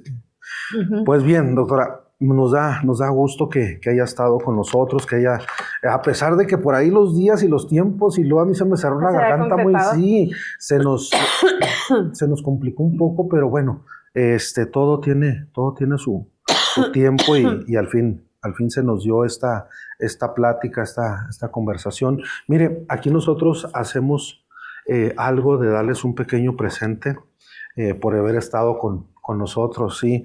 El programa se llama Conociendo el Ministerio, que otorga el presente reconocimiento a la doctora Mirna Núñez Vázquez, por su vocación en el área médica y el deseo de servir contribuyendo a una sociedad más sana y fuerte. Y todo lo que hagáis, hacerlo de corazón como para el Señor y no para los hombres, sabiendo que del Señor recibiréis la recompensa de la herencia, porque a Cristo el Señor servís. Que está en Colosenses 3:23 y verso 24. Ay, muchas gracias. Qué pues bonito. a usted, doctora, que estuvo con nosotros, que pues muchas atendió gracias. el llamado, ¿verdad?, para compartir de su experiencia, de su conocimiento, de lo que ha trabajado durante todo este tiempo. Sí, y si alguien por ahí no regresó a darle las gracias, a nombre de todos ellos, le damos las gracias, doctora, porque tuvo a bien, sin poner unos ojos en alguna clase social, una condición, una lengua, dar lo mejor por el bien de esa persona, que al final de cuentas se convierte en nuestro prójimo. Sí, exactamente. Sí, muchísimas gracias. Es un honor para mí recibir este reconocimiento. Y pues unas últimas palabras más. Pues agradezco mucho al pastor haberme invitado a dar esta pequeña vivencia de mi vida, acerca de mi vida, porque así lo sentí. Nunca lo había hablado con nadie, un poquito me abrí de mis sentimientos, de lo que me pasó. Tampoco me habían hecho preguntas tan interesantes como me hizo el pastor.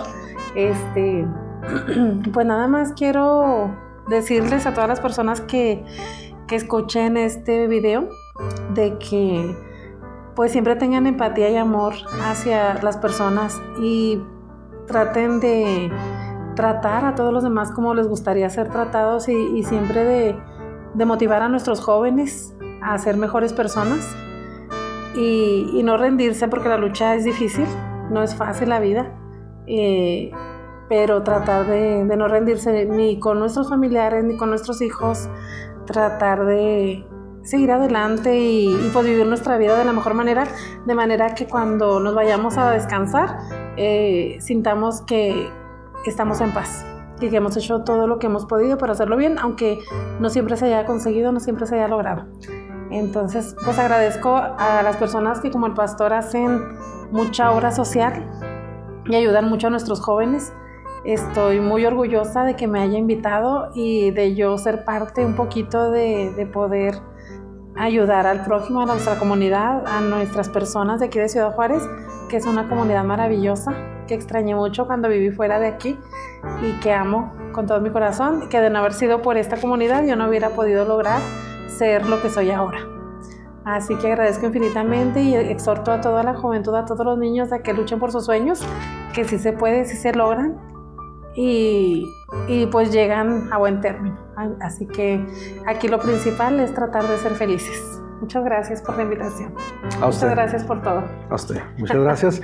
Y pues a ustedes que nos acompañaron hasta este momento, que estuvieron escuchando esta conversación y nos dieron la oportunidad de entrar a la intimidad de sus hogares y ser parte de esta charla, de las vivencias, de todo aquello que se puede haber pasado, pues si es de bendición para ustedes y pueden compartirlo con alguien que creen que les va a ayudar en cuanto al conocimiento, al saber que también necesitamos ser atendidos en esta área. No es solamente venir a una congregación y escuchar un bonito mensaje y que venga a ser ese ungüento a nuestro espíritu, que venga y haga un refrigerio a nuestra vida. No, también necesitamos atender nuestro cuerpo. atender nuestra mente, lo que es la salud mental, que es otra área también que es muy importante. Es muy complicada. Sí, entonces, pues esperemos que también tengamos la oportunidad de conocer a más médicos que vengan y nos hablen de tantas especialidades, tantas áreas que hay que tenemos que atender. Así que si le es de beneficio, de bendición para su vida, pues compártalo con otras personas. Y aquí nos estaremos viendo la próxima, conociendo pues otro ministerio que también es en parte de la medicina que Dios ha levantado en esta ciudad, como siempre lo digo, para bendecirla, pero también para bendecir a otras más. Dios los bendiga, Dios les guarde y nos vemos la próxima, la doctora Mirna Gabriela Núñez Vázquez, a la orden. Y su pastor y amigo Omar Barraza. Nos vemos la próxima. Gracias. Gracias. Gracias por su atención al programa periodístico Conociendo el Ministerio, un espacio para difusión, experiencias de vida ministerial, bajo la conducción del pastor Omar Barraza. Esta fue una producción de Editorial SEM, Conociendo el Ministerio Producciones y Templo Casa del Alfarero de Ciudad Juárez. Contáctenos en las diversas redes sociales. Hasta la próxima edición de Conociendo el Ministerio.